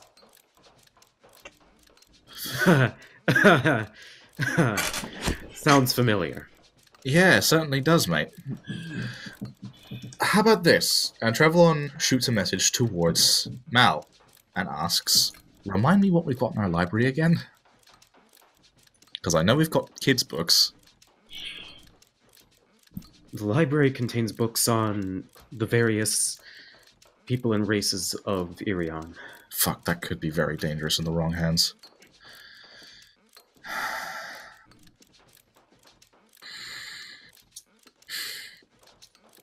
Giving this thing ammo would be bad. Forgive me Fuck. if I'm speaking based on my own interests, but quite frankly, I don't trust this. Not one bit. How about we Trillian put it- sort of like flicks an ear. Isn't the basement unexcavated anyway? I mean, he doesn't necessarily need to crawl through. He did just pop into our room. He could pop down there. Mama kind of sticks up a finger. What? Do you mind if I say my piece? Go on. Mama looks at the fox-headed fiend. Do you think we could have some time to think on it? Of 'Cause I course, think of we'll- course. Just know that I am a very busy man. If you need to call on me again, you can just ask for Mr. Fox. I'm sure to hear it somewhere. Okay. Of course. Thank you. Could you give us till morning? He dramatically sighs, pulls out a pocket watch, and is like, "Fine." Thank you. And Mr. Fox Okay. twirls basically into a singular point and disappears. Okay. Shit, this is important. So, neither of these things are good. Either A, we let him stay in the library, which will allow him to say some lovely kids' books which could be a good and bad thing, considering that there is something of interest happening to do with my with a person by the name of Geisel, and it's interesting to the point that it might be sinister. And not only that, but there's information about most races on Irion, and in the hands of a fiend, that could be very bad. Meanwhile, downstairs, we have some eldritch presence that probably wants to eat everything. And if we let it down there, it will have it in its power, and it could probably use it to ruin a lot of lives. That's not fun either. Trevlon, I really do think you're overthinking this. Unless you really want a Rod of Rulership or something like that, you could always just say no. Well, this is the No thing. deal. Maybe we don't need a Rod of Rulership per se, but... But what? But... Alex, is there any item in the world of D&D that Trevlon knows that can help him find the truth of things? Like, there's stuff about mind reading, and there's probably, like, a bunch of items that help scry, or consult gods or oracles or other powers. Oracles is something that Trevlon would like, but fuck. Is there an item that could do that? That could possibly assist in the seeing of the future? Even if there's not one in the Dungeon Master's Guide, I'm going to say yes, and I will make one. Okay. Then Trevlon has a think and says, one of the things that we've been struggling with recently is figuring out the grand scheme of things, the bigger picture, figuring out what exactly is happening to the people we care about. Either it's we're being messed with from Dream Eaters who want to ruin us from the inside, that are connected with horrible death, like horrible gods that want to just destroy the entire universe, or we have something that has kidnapped one of our friends and has basically removed their name from the entirety of people's memories, or we have someone who wants to take your brain. And he looks at Mal for this. I was going to say, don't forget those with a more humanoid presence per se. Mayor Lionbelly or the Gore Walkers. I don't like this as much. I hate this just as much as you do. One of the things that we struggle with is being able to tell what's going to happen next, because a lot of the dumb shit that happens we can't predict. But if we take a deal with this thing, we could get something. Something useful. Old Ran, what do you know about these... What did you call them again? Yugoloths? Yugoloths. They hail from the plane of Gehenna. Back in the early days of the Blood War, there used to be devils and demons, and it was just those two fighting it out amongst each other. And in the middle, between law and chaos, sat the Yugoloths. They're deal-makers, they're mercenaries, they're fiends of the highest order. They answer to neither law nor chaos, but in a sense that makes them all the more evil.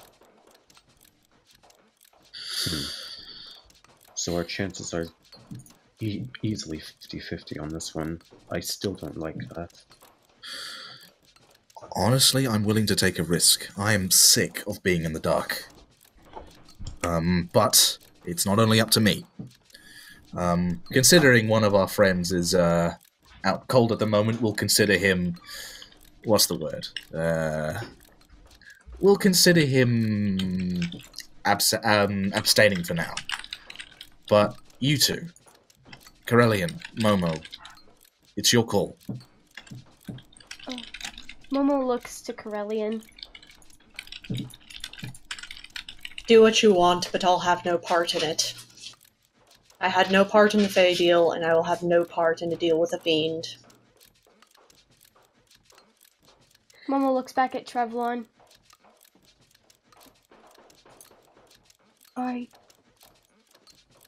I trust you, Trevlon. It's 2 against 2. And then Trevlon looks to Old Red again, and looks to the group and says, this guy's wise, and probably knows a hell of a lot more about Yugoloth than we do. How about he be the tiebreaker? That's fair. Trevlon looks to Old Ren and nods, as if to say, "What Old up?" Ren slowly nods. Well, since you've given the choice of abstaining and taken it from me, I suppose I have no choice but to advise you against this wholeheartedly. Alright then. That's fine. That said, you said yourself that you were still curious about investigating the presence that was in the basement. Oh, you mean, who you're talking to here, by the way? You, Trevlon.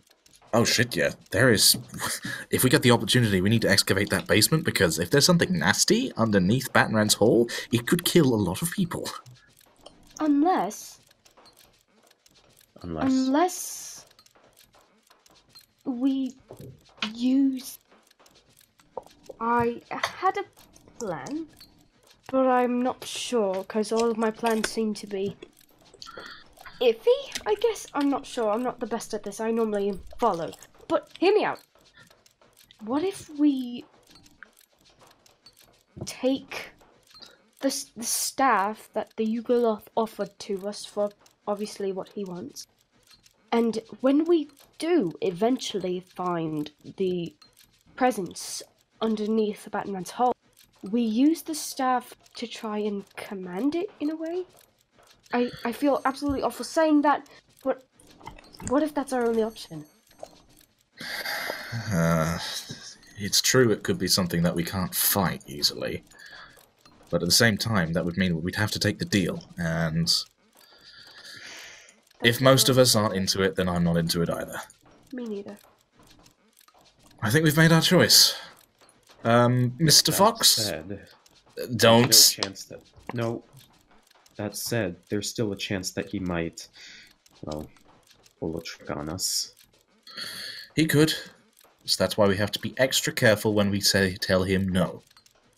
Alright? We do not want another situation where something bad happens. And Trevlon looks a little bit sheepishly at Corellian. Because of that one time that nearly went really badly. We know, Trevor. Okay. Let's tell this Yugoloth to buzz off. Mr. Fox, we've made our mind up already. Alright. Yeah.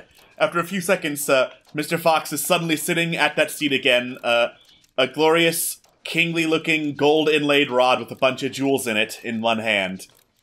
Yes? I'm not even going to ask.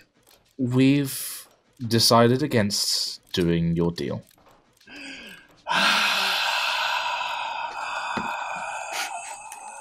The sigh goes on for an inhumanly long time. I lean over to Mal. How big are his lungs? He doesn't need to have lungs. Can I roll perception for shits and giggles? Make an Arcana check to determine if you know how big Yugoloth lungs are. He's definitely using some kind of minor spell to elongate a dramatic sigh. Wow, that's so extra. I applaud him. So when you whisper that, I just say, magic. Best use of an Arcana check. What a shame. Here I was thinking I was going to have a good working relationship, and I just get constantly rejected. Oh well. There are other fish in the sea. Quite. Yeah. Now, if you'll excuse me, I have far more important people than you to tend to. Ta-ta. And he twirls away into nothingness again. So, could have been who wants worse. to be on guard duty for the next 24 hours? Me. Old Ran holds up a hand. If I may, with devils you're guaranteed that they won't come for you if you don't take their deal. With Yugoloths it's a 50-50 chance. However, if this man was acting on his own, I find it unlikely that he would come and attack in the night. Well, didn't he try something last time? He did, but it was basic. Well, it was less that he tried something, more that he put a loophole in what we were to do, and that loophole was used to his advantage. It was an accidental thing, that's the thing. None of us intended, certainly nobody intended for the thing to go into effect, basically. But it did, because we forgot something. But this thing hasn't given us any reason to be, you know, to be wary in terms of what it said. It asked for permission to come into one of the rooms, and we said no. Buzz off. So I don't think you need to worry about that. What if... I'm sorry, I have a bad feeling. Can one of us at least stay watch in the library? Oh, way ahead of you, kid. I'm perfectly acceptable for that. I need to do some reading of my own anyway. Can I come with you? I mean, if you enjoy reading children's books and that's about it, then sure. Yeah, I mean, it'll be fine. I mean, I'll tell you all I know about Geisel's work, but it's honestly not as much as I would like to hope it is. Speaking of children, yeah. Oh, right. Speaking of children, would you still happen to have the map on you by any chance? Trevlon plucks out the map. Right. And presumably hands it to Mal. Where exactly on the map are the Greater Hawk Steps, then? Let's find out together! Whee!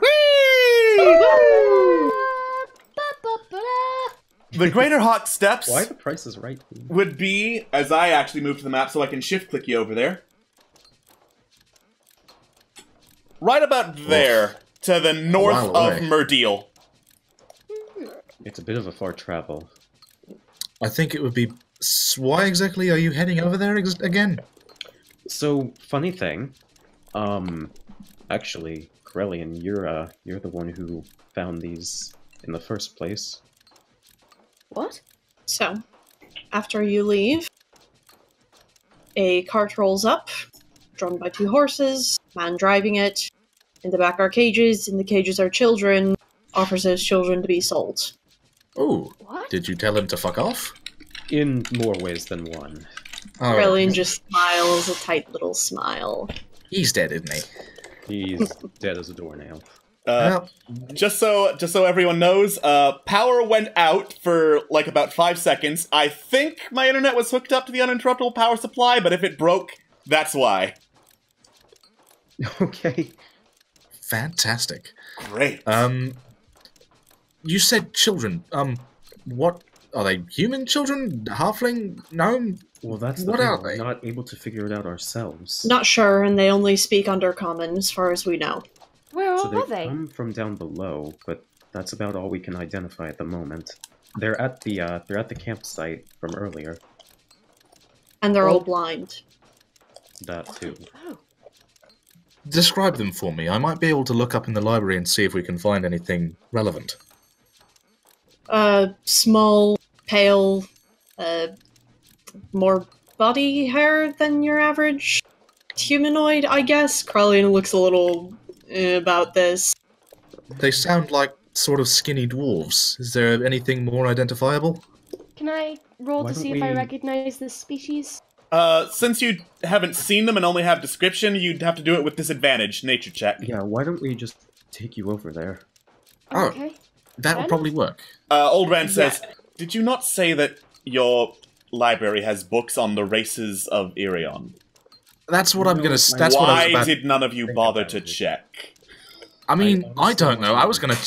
We only just found out! I was busy mean- making arrangements. I'll go down now. Ah, so he's the one who has no excuse. All right. I'm sorry, Scott. I'm sorry. I'll never find your body. I'm sorry. Don't kill me. More beautiful than 90! You sexy thing! Jinkies! What? It's fine, don't worry about it. Nani the I fuck? will. Nani the fuck. I agree. Ignore me. Right. Okay, book, please. All right, who's heading up to the library? That would be me. Cool. And me. All right. I'm heading up there as well. All right. Trevlon and Malifane, you head upstairs to the library. You open up the door, and then from within you hear someone say, "Oh, would you get in? Could you shut the door? I'm trying very hard to preserve these." Do we have a librarian now? Yes, the library comes with a skilled hireling to maintain it. Fuck, cool. Practicing art? I close No. the door, and I close the door and come inside and see who the voice is. All right. You look around. You see like a tuft of long black hair sticking out from behind the desk, but whoever was talking looks to be kneeling down behind the front desk, basically. The library itself is full of plain wooden shelves of books arranged like against the walls, and in the middle are like 2 small tables allowing people to read. 2 small tables made for human size. There's an even smaller one for halfling size. Very good. And to think, I've been. Sorry. This is the thing. I've been staying awake in the freaking kitchen, in like the dining room with the giant ass chairs, and there's nice ones. Oh my god, I'm gonna stay here for a long time and relax in these. Good god, it even smells like home. At this, the tuft of hair kind of perks up a little bit, and it's like, wait a second. Malifane, is that you? And then the woman behind the desk looks up. She is an elven woman with a rather distinctive blue jacket and very long dark hair tied into a thick ponytail. Malifane, you recognize her immediately. This is Quintessa Creana, your fiancée. Ooh, my dear lord! What are you doing here? I was hired. This man named Lord Stormkirk said he needed someone to look over a library, and I thought, well, I mean, he gave me a very generous offer. I thought I could surely curate this while I'm working on my own. What are you doing here? He owns the place. Yeah, it's funny you say that. Actually, we kind of have the place to ourselves. Actually, really? Oh my god, this is a match made in heaven. I cannot believe this. This is Kiss! Oh my gosh. I embrace her in the tightest hug I can manage. She hugs you right back, and it is fucking amazing. Kiss her! Kiss her! Not to interrupt the good moment here, but I don't think we've met. Oh right, Quintessa. This is one of my friends, Trevlon Bluequill. Trevlon, this is my fiance, Quintessa. Oh, hello Pleasure there. to meet you. It's very nice to meet you too, Trevlon.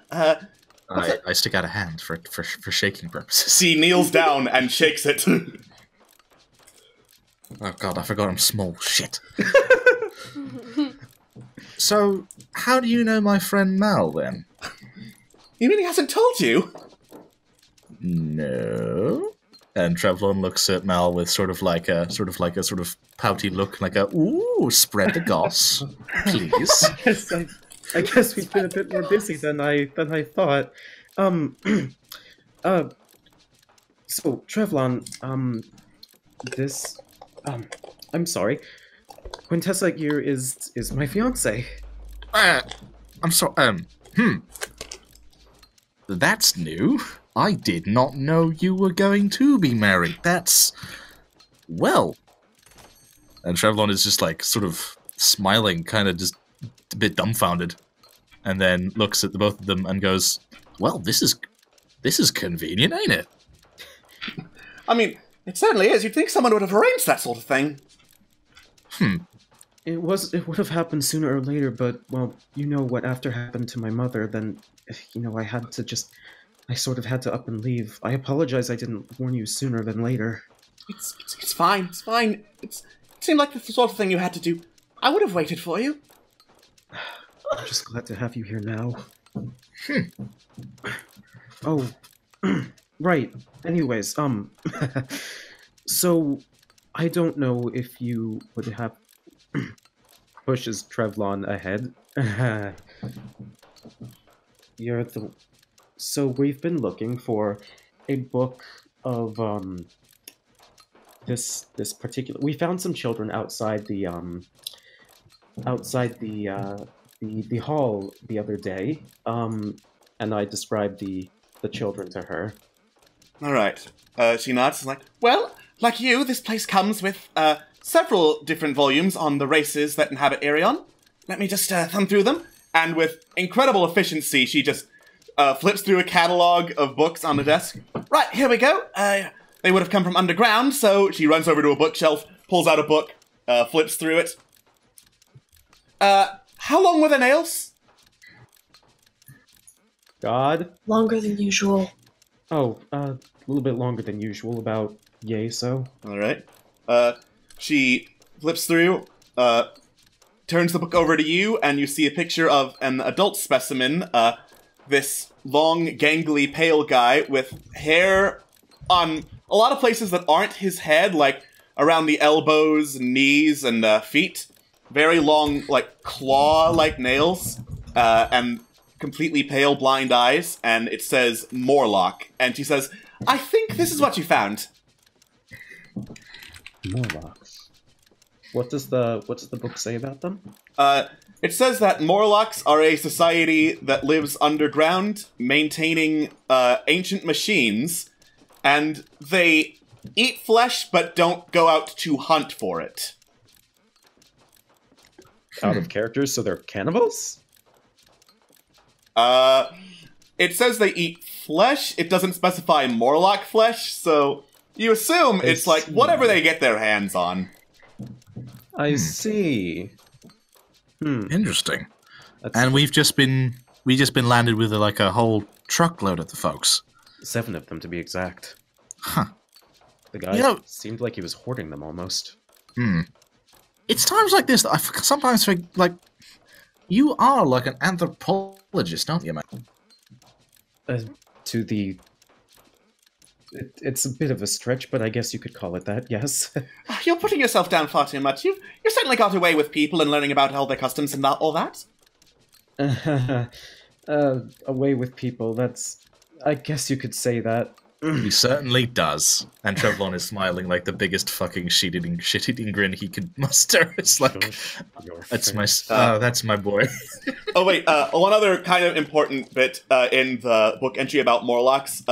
Along with maintaining the machines, they're also very good diggers. They have evolved to like claw through dirt and like kind of burrow through pretty easily. And they can subsist on nutrients within the dirt should flesh not be available. They did say that they were able to mine. They said that was their previous job when they were under the, oh gosh, what was his name? Well, in any case. Wait, that reminds me. We were just talking about having to excavate the underground. We might have found our people for the job. Maybe. You can't seriously be considering putting children to work, even if they are Morlock children.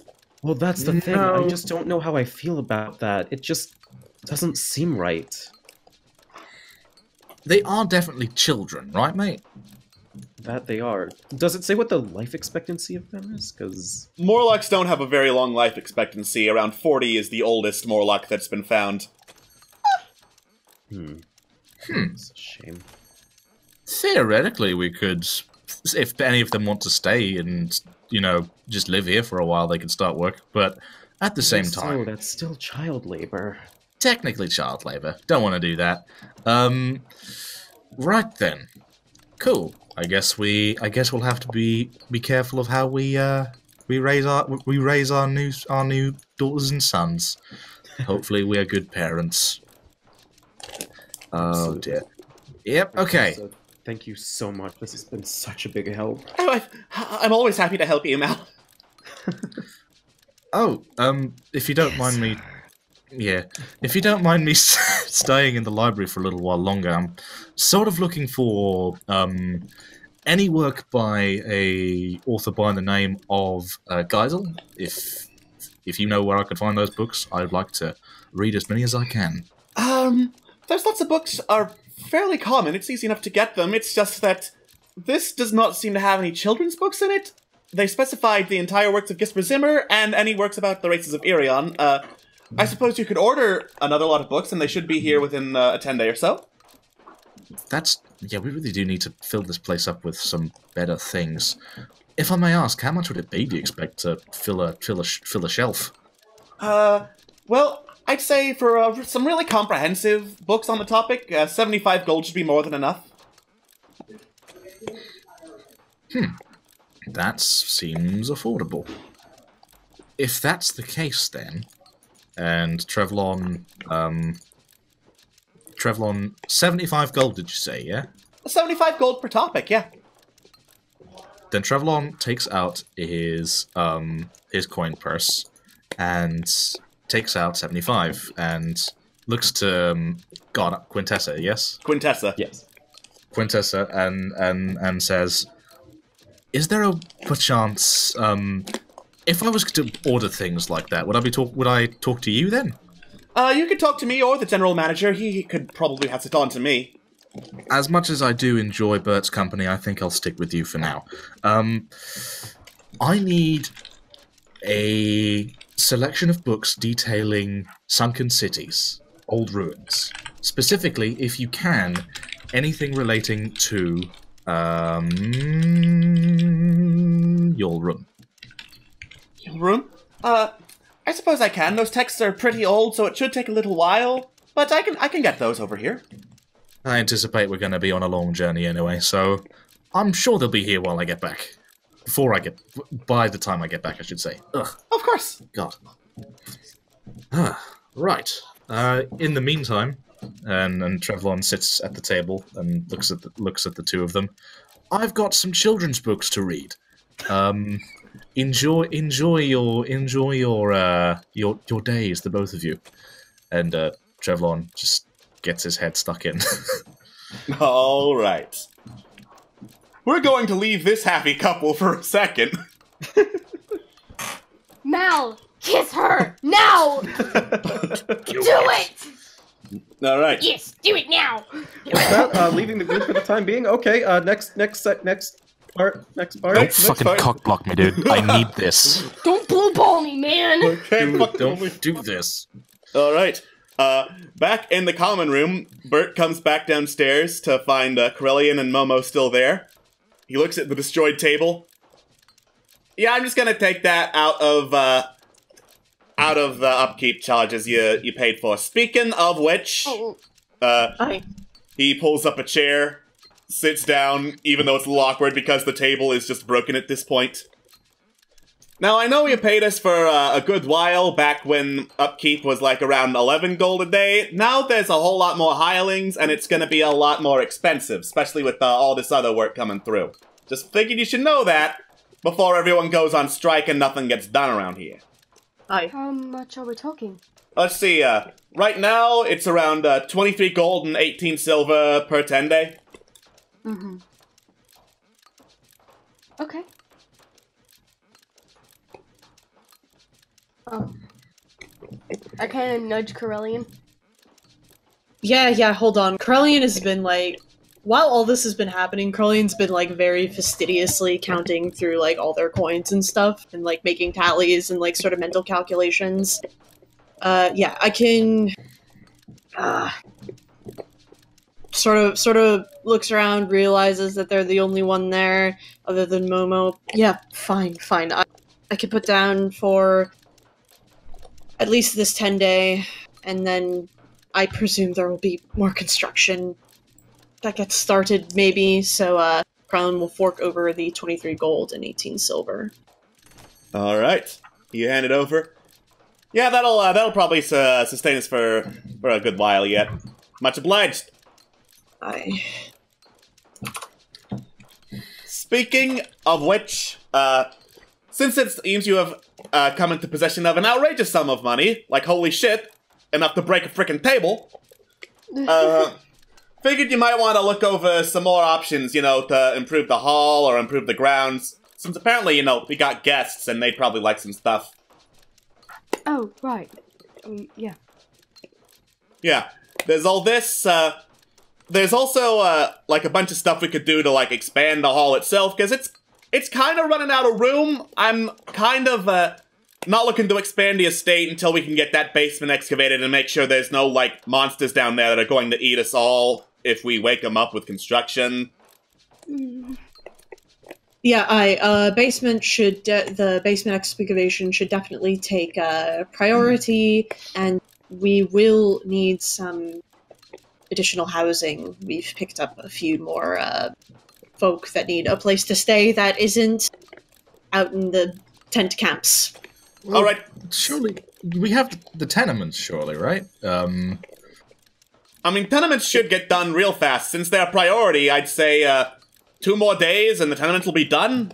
And you've got 6 more units of housing coming. Those take 5 days each or so. Okay, so they'll be able to stay in there for sure. All right. Right. Okay. So we've got sewers in production. So is the graveyard. So is the tenements. Anything in particular you guys are looking for? You asking me, or are you asking the other people you call guys?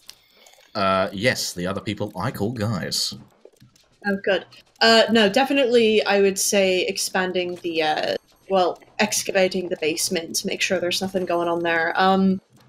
It might be nice to Carly and sort of, like, taps their claws on their thigh. Probably having a guest wing might be good, since we have people coming in and coming through fairly often. And you know Old Rand's probably taking one of our rooms tonight, since we offered. So there's that. Well, we'll have to make sure that we get that sorted once we've gotten the basement cleared, because apparently, if I'm reading this notice right, they ain't doing that until we figure out there are shit in the basement, basically. Yeah, like I said, I ain't adding on to this house unless I'm sure I'm not gonna get cursed horribly by, like, a witch or something. That's hopefully not as bad as a witch. Yeah, basement's fine, and I would be happy to personally stick there the entire time your folks are working. Cool. Basement excavation, like, for safety's sake, making sure we have all the equipment and, you know, don't die. Probably around 150 gold will get that done. Alright, sounds good. I will fork over said gold. Alright. You're not going to pay for all of that yourself, are you? What did you say? You're not going to pay for all of that yourself, are you? Well, nobody else volunteered, so it's on the table and I paid for it. Colleen doesn't look particularly happy over having done so, but what's done is done, and the gold has been handed. Besides, we need to get it sorted, so we'll get it sorted. Alright. Then he turns to Momo. So since you're complaining about not having enough to spend it on, we got a couple options. If you'd like, I could go out and look for more. We could see if there are any merchants or guilds that are interested in setting up shop around here. I look to Corellian. Is he walking away, or is he still there? Corellian is basically sort of counting over their gold again, and then, I mean, I'm still going to be here for the negotiation. I don't really think we need any more for now. I think our main goal should be work on the basement and then see whatever else so far. Yeah, I think that seems about right. Alright, cool. That's gonna be a lot of money you're holding on to, but what do I know? I don't get paid nearly that much, so yay. Maybe it's a rich people thing. Momo gives him like a gold piece. Oh wow, a gold piece. I'm gonna treasure this for years and years and show it to my kids. I get paid more than this! I don't know, I was trying. We'll get more things sorted out as soon as we get the basement done with. We have plans, we just need to get what you need done first, and like you said, make sure nobody's gonna get cursed by a witch. For once we're on the same page, finally. I'm so proud. Anyway, it's getting pretty late, I'm gonna turn in for the night. Hopefully the old man doesn't smell up the place. I'll see you later tomorrow, probably. Cheers, sleep well, Bert. Alright, and Bert heads out. Hey, Corellian, are you okay? Yeah, I am fine, peachy keen. Why do you ask? Well, first of all, from that tone of voice, no offense, kind of doubt? Also, you seemed a little more, how do you say, on edge? I'm not sure if that's the right term for it, but you don't seem like yourself. Corellian sort of smiles. I'm pretty sure you've seen this side of me fairly often. But thank you for asking. It's just that there are children in the mix. Lots of stuff to manage. Not to mention the omnipresent threat of maybe Minotaur slavers coming in at any time. Not knowing what to do about that. There's just a whole lot of things going on. A whole lot of distracting things that need to be taken care of. Right. Well, if you need any help with any sort of thing, I'd be absolutely willing to help. Carlian sort of like pauses and sort of composes themselves. Thank you for offering. I apologize for being short with you. There's just a lot of things going on. Of course. Momo kind of takes a breath, scratches the back of his head, and just... I'm sorry for stuff that's happened. It's fine, just make sure that your actions follow suit with your words, and there will be no issues whatsoever. Remind me to tell everyone in the morning about the tent city and the refugees. There were a few things that happened that were concerning, and I need to go check on them, and it's just so many damn things to do. Sleep well, Momo. I'm gonna go out with Mosca and check on everyone, and Carlian will sort of... Mal returns from the library. Yeah. Mal hurries downstairs. Sorry about that. Ran into a friend. Oh. Later. Anyways, I have some information regarding the race of the children. So they're called Morlocks. They pretty much lived underground all of their life. Also worth noting that they subsist on nutrients and flesh? So that's a thing. What, you don't eat meat? I guess I kind of took that at face value. Anyways, we have some information on them, so we at least can work with this. Alright. Well, I'm heading off to make sure that everyone's settling in. I'm checking on the refugees. There were things that happened with said refugees. I will tell everyone in the morning when everyone's awake. I kind of go walk the grounds and just... Right, yes. And Carlian will sort of get up, dust themselves off, and exit with Mosca in tow to sort of make the rounds around the halls. Yeah, okay. Alright. Momo just kind of like... Are you okay as well? Nobody's acting like themselves anymore!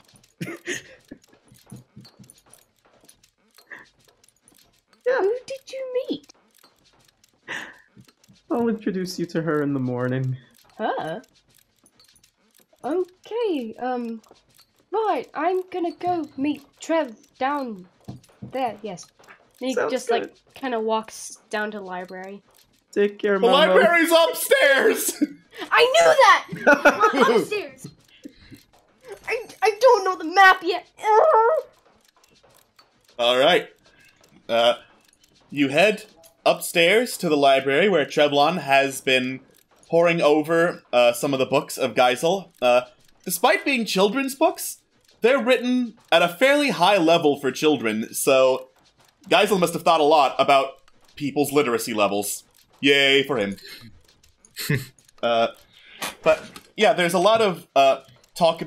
There's a lot of strange metaphors in here, including the talk about a thing called the Long Dark, which, as you discovered when you went through the Long Dark back in Demdor and the mines, is a journey from which it's a very creepy destination, uncertain destination, and from which there is no going back. He talks a lot about gods, including those he believes are true gods rather than false gods.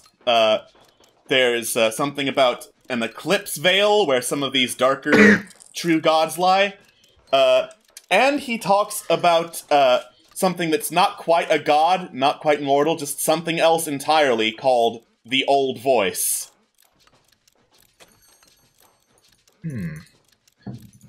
Is there, in my knowledge, is there anything like in the real world that is at all representative of this Old Voice? You remember someone else who talked about an old voice way, way back when you started your adventure. Was it that motherfucker? It was that motherfucker! That motherfucker! Alright, I know what else I'm going to break in the morning I'm going to ask for something specific. I know what I want to get. Oh, god damn it, you fucking rat. Fuck, god. Trevelyan looks upon thinking about this is visibly cross. he looks upset. Something wrong? Quintessa asked. So a long time ago, I met a guy. We all did. Interesting fella. We trusted him with something, and he broke that trust. And now I'm pretty sure he's doing something malicious. And I have some theories about what may be happening in Port Mirandu. There's some unpleasant stuff going on, and not only that, but there's also some inkling of something nasty in Demdor too. And he knows about it. And the fact is, I don't know where he is, and I'm just pissed off that he ran. It's fine. We'll find him at some point, but oh boy, we're gonna have words. Oh well. Momo walks in at that moment. Yeah. Hey, oh. Hello, Momo. Oh, have you met Quintessa? Oh my god, is that an Aarakocra? Yeah. Yes. Oh my. Yeah. You want? So, firstly, this is Momo. Cool dude. Momo, this is I know. I was just doing that for dramatic effect. If you let me fucking finish, this is Quintessa. She's Mal's fiancée. Momo blinks. Pardon? Woman. Mal's fiancé, yes. Oh, wow. Nice to meet you. Very nice to see you in person. I thought all the Aarakocra and Irion were dead. Yeah.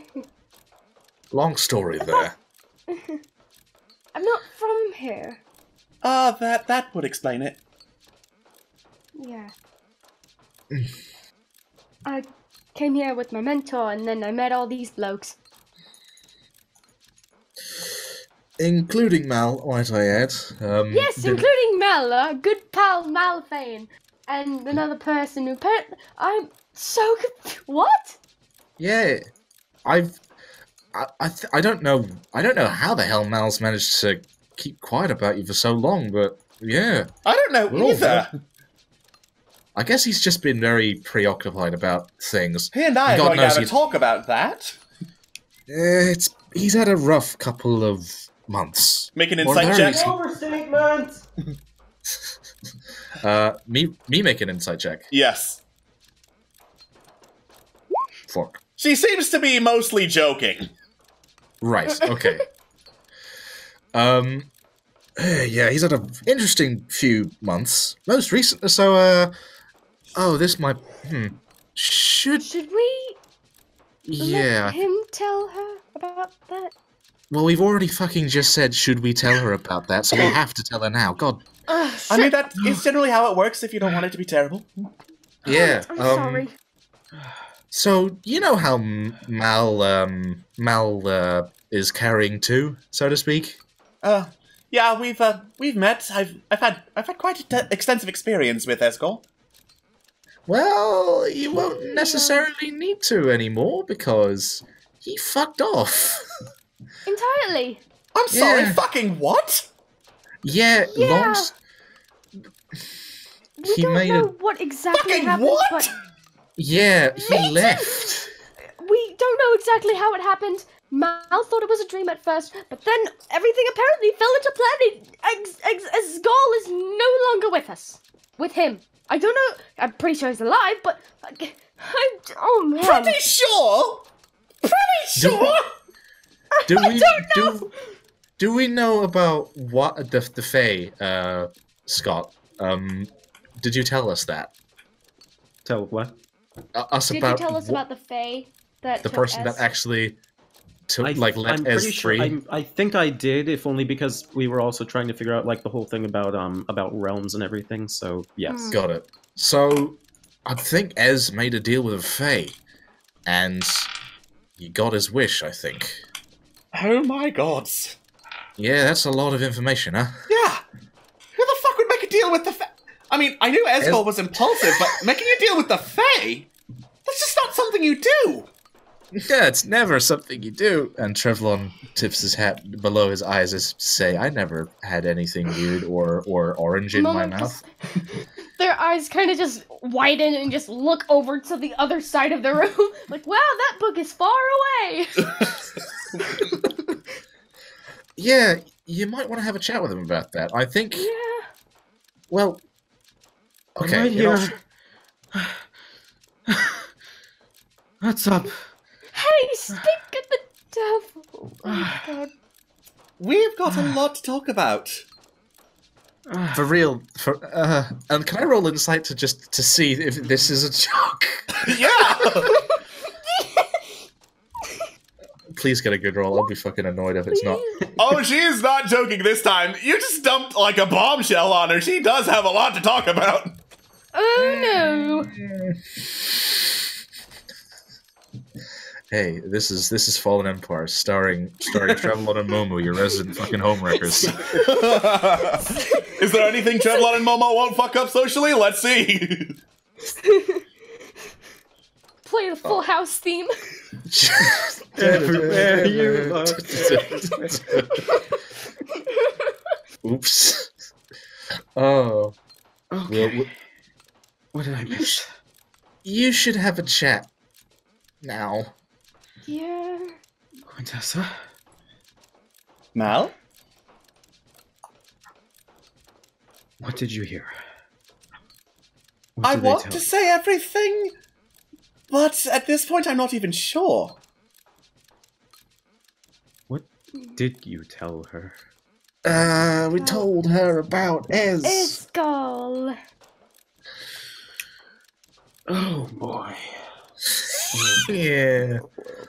Momo wheezes and just goes to the other side of the room to look at books about for kids. Yeah. Mal gives the two a look that sort of says something along the lines of, you know, I would have preferred to say this myself. And Trev doesn't give you a look back because he is so deep into the book he was reading that you can't see his face. He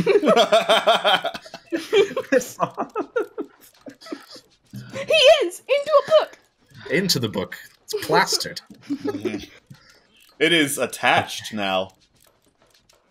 I don't know what happened, but Esgol made a deal with a Fae, and he... The only thing I can remember is that he mentioned something about isolation and wanting to be with others. And, well, he called me out on some stuff. And that's the last that we've heard of him. I have some theories, but that's the best that I have. I'm not mad, man. I'm just very worried. You're out there doing God knows what, and then when we reunite, I think everything's going to be hunky-dory, and then a face split your mind in fucking half! What the fuck? I don't know.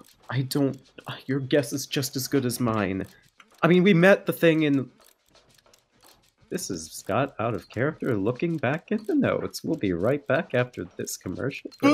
Everywhere you look, everywhere It was either Demdor or Ashrin Alora, one of the two. You met her in Ashrin Alora. She followed you to Demdor. There we go. I mean, the last time we met her was in Ashrin Alora, and then it's just... Gosh, I don't even know. But one way or another, we're going to find him. I just don't know where to start. Unfortunately, neither do I. I mean, I don't need to tell you that you know him, that I know him. He's always been the kind of man doing his own thing, you know? That he has. The only theory I have is that maybe he's crossed to another place. Do you know if they can, I don't know, take others to the other side, for lack of a better way of putting it?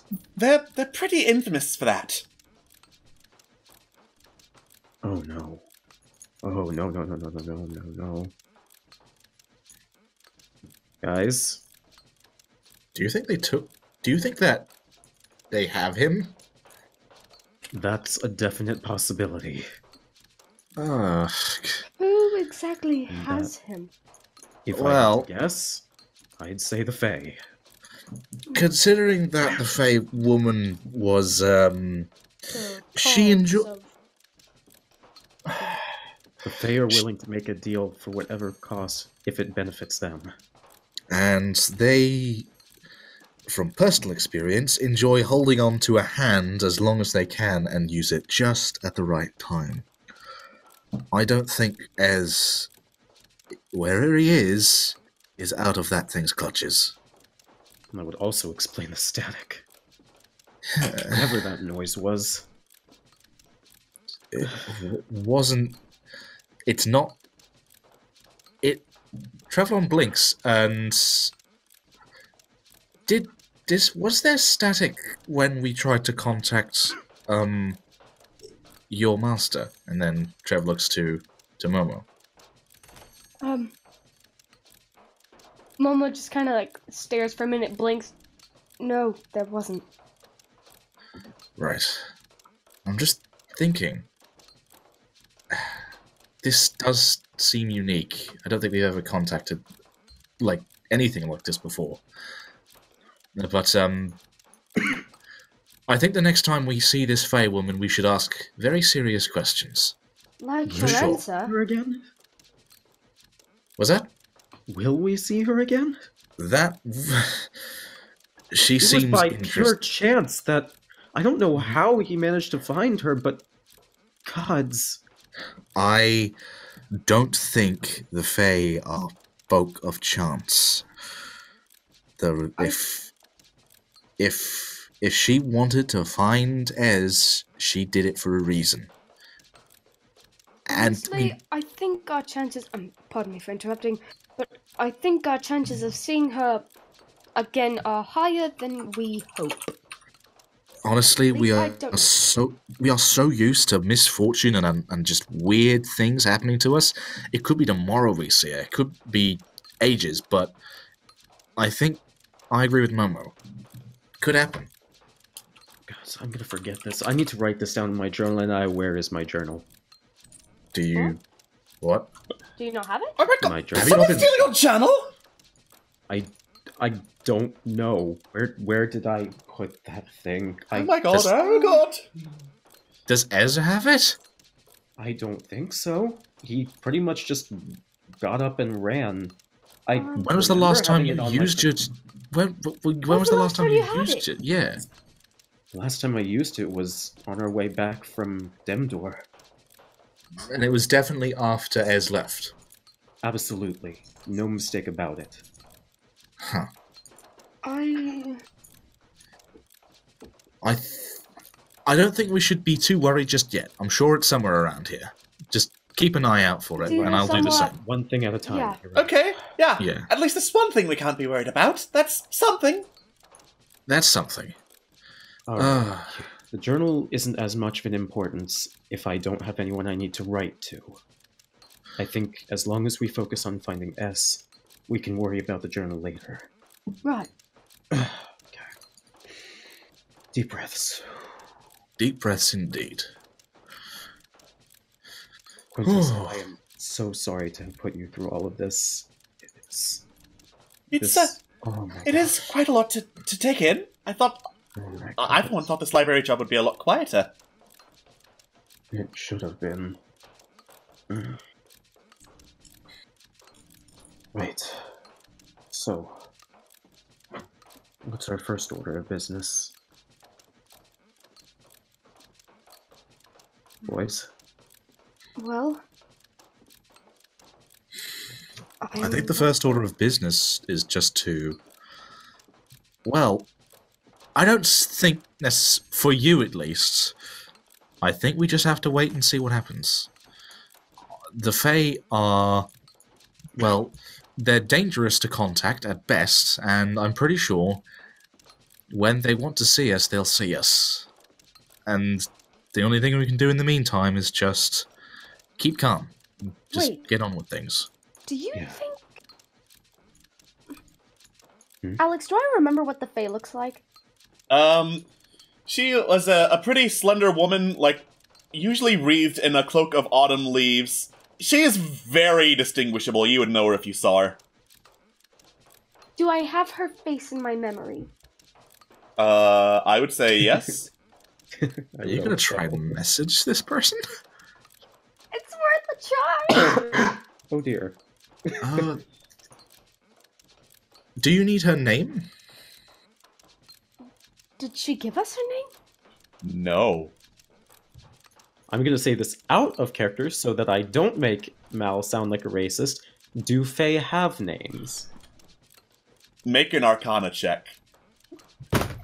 Actually, Arcana or religion. I think there's overlap. Hey, consider. Hey, also consider. Do they count as a race on Irion?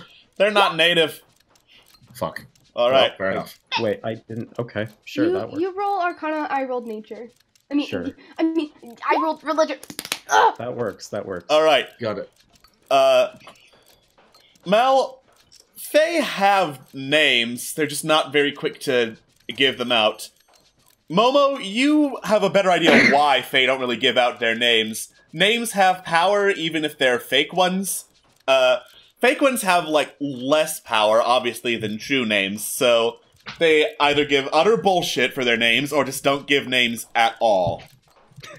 Rumpelstiltskin. So if you... It was a Fae! Holy cow! So if, like, Fae hold out a hand and they're like, and your name? Don't fucking give them your name! They'll take it!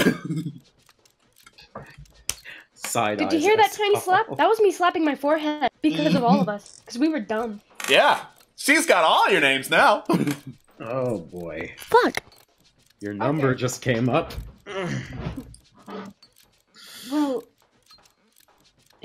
I don't remember her name, and Fae don't normally give out the name because names have power to them, whether it be a fake name or their real name. Fake names have less power, but they either give out a complete baloney name, or they give out no name at all. That makes sense. I think our best bet is... I remember what she looks like, but... So you're saying that we've just given this Fae the equivalent of... ammunition. Yes. And we should have... I don't know why I didn't think of this when I was talking to her. I am an absolute fool. I'm so sorry I didn't tell you guys. We all are fools. That's for sure. I think our best bet is to rely off that I know her face. If nothing happens, then we've done. Then we just all we wait. can do yes. Yeah. So. Well. What do I tell her? Well, firstly, I'd say be polite. Say, hello, comma. We were wondering about the location of our friend Esgol. Do you have him? Thanks. Okay. Alright. Good luck. Alright, thank you. Alright. I prepare sending. I say what Trevlon said, and I cast a spell. You hear back. And I cross my... Did you just say comma out loud? That fucking bitch. I'm sorry, what? I'll say it in the robot voice so you can get it clearer. I said that fucking bitch. No, before that. What did the face say? Did you just say comma out loud? Was that the Fae or was that Cleopatra? No, that was the Fae. Quintessa is my really bad Queen impression. The Fae is really bad Irish accent. Momo's eyes like light up, like, oh, I got her. So, what did she say? Momo kind of like holds his face. She asked if I said "comma" out loud. Did you say "comma" out loud? I just mimicked what you said. Oh, that's punctuation. Oh no! Apparently, they are also masters of spelling and grammar. Well, I think that the fact that she didn't give us a clear answer is a good a sign as any that she's done something with Ez. Should I try again? No, I don't think we need to give this person any more of our time. She's not going to respond to us unless we're there in person. I think all we can do is wait.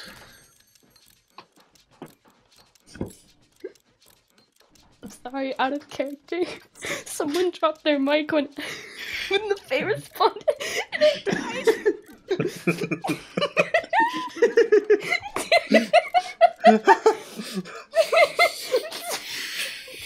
I'm sorry. That was good, Alex. Jojo, point for you. But wait, do you have any more time to send a message? Yeah, I think so. God? You still have one, I think at least one more level 3 slot. You might have 2 more. I think I can send at least 1 more. Right. Well, I think I'll let you both on a little secret. I've been researching, something. My sister, also I went to see my sister, Ez, by the way. She asked me to look up 2 things. Firstly, about a sunken city, which I believe is the city of Yulrum, and also the work of Geisel. I looked into Geisel's work, and I point at the various books that he's written. 2 things came up that caught my interest. One was a reference to the Long Dark, which we learnt about and talked about in Demdor, in the caverns there. And another, Alex, could you remind me what that was again? Because I've forgotten the exact wording. There were a couple. He was ranting about true gods and false gods for a good solid couple paragraphs in his second book in the series. I think it was called Eclipse Veil. Yeah, the Eclipse Veil. Let me actually spell that out, because it's not the article of clothing.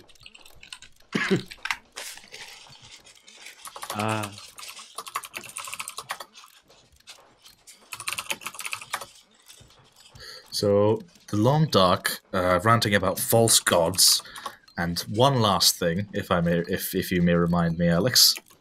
The Eclipse Veil, the thing I typed in. Shit! Wait, fuck. Was that the thing that Glencornell was talking about? Oh no, the old voice. The old voice. Yes, okay. that's what I meant, my dude. Nice. And finally, the old voice. And funny thing about that, I've heard the old voice being mentioned before. Where have you heard? Yeah. Glencornell said it. Raved about it. Oh. The Rat King. Way. Oh. Do I remember that he said this, or what? Was it just Trevlon? He was pretty vocal about it. He had diaries about it. Right. Did we take any of those diaries? Nope. Shit. The Could only they book still we- be? the only Fuck, book we no, took my from there was a Lion snow- Belly will fucking have them by now. God damn it. Well. Okay. I need you to send him a message. Glencornell? Yeah. Oh. All right.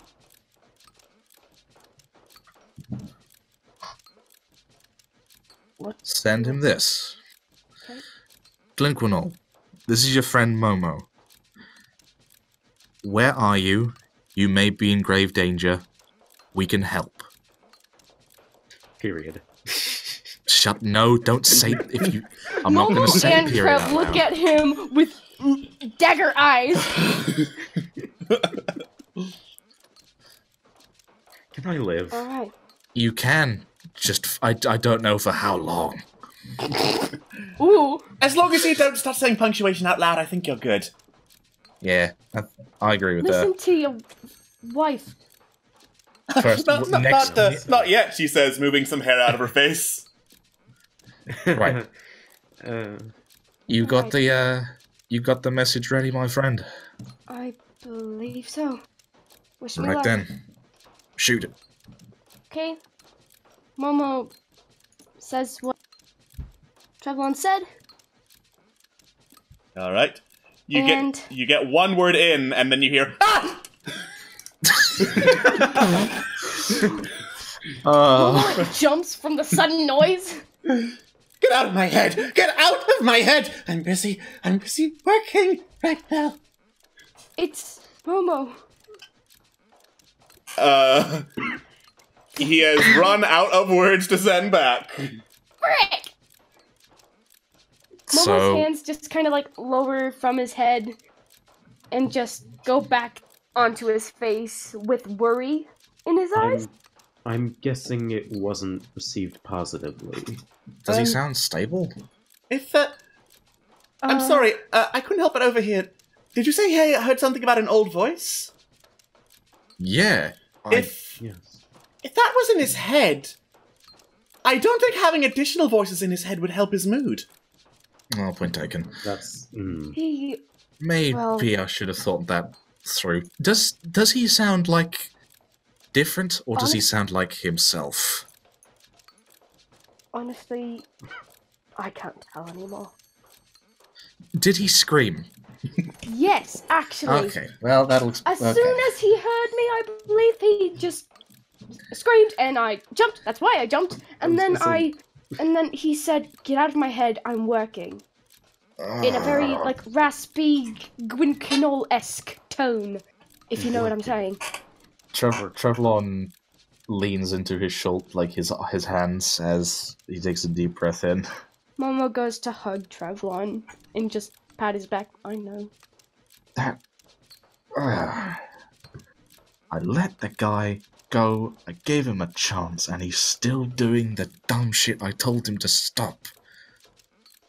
I told you, some people don't learn. That, and Trevlon looks strangely less hurt as he says the next thing. That, or the same thing that was bugging him originally, has come back in force. And he may need our help. I hate to sound this way, but no, never mind. It's Please. I know I'm putting a lot of faith in a guy that has literally backstabbed us multiple times. I'm pretty sure he stabbed one of us. I think just... yeah. Something's odd about him. I remember when he was talking about the deep and things like that. It seems like something really spooked him. And he's a... I grant you, he was, I hope, wrongly accused of something horrible. But I don't even think a false accusation could drive a man that batshit. I think... What makes you so intrigued about Glenquinol in the first place? You know me and the idea of truth. Yeah. Something about Glenquinol's case just rubs me the wrong way, and I want to figure out the deal with it. I might, one day, stop caring when I figured out what it is, and if it is true that he's just a madman who can't stop meddling, then maybe I'll stop caring, but I don't think that's it. And I can't stop thinking about it. And I think we need to really keep a close eye out for him for many reasons. Oh, I should mention this, by the way.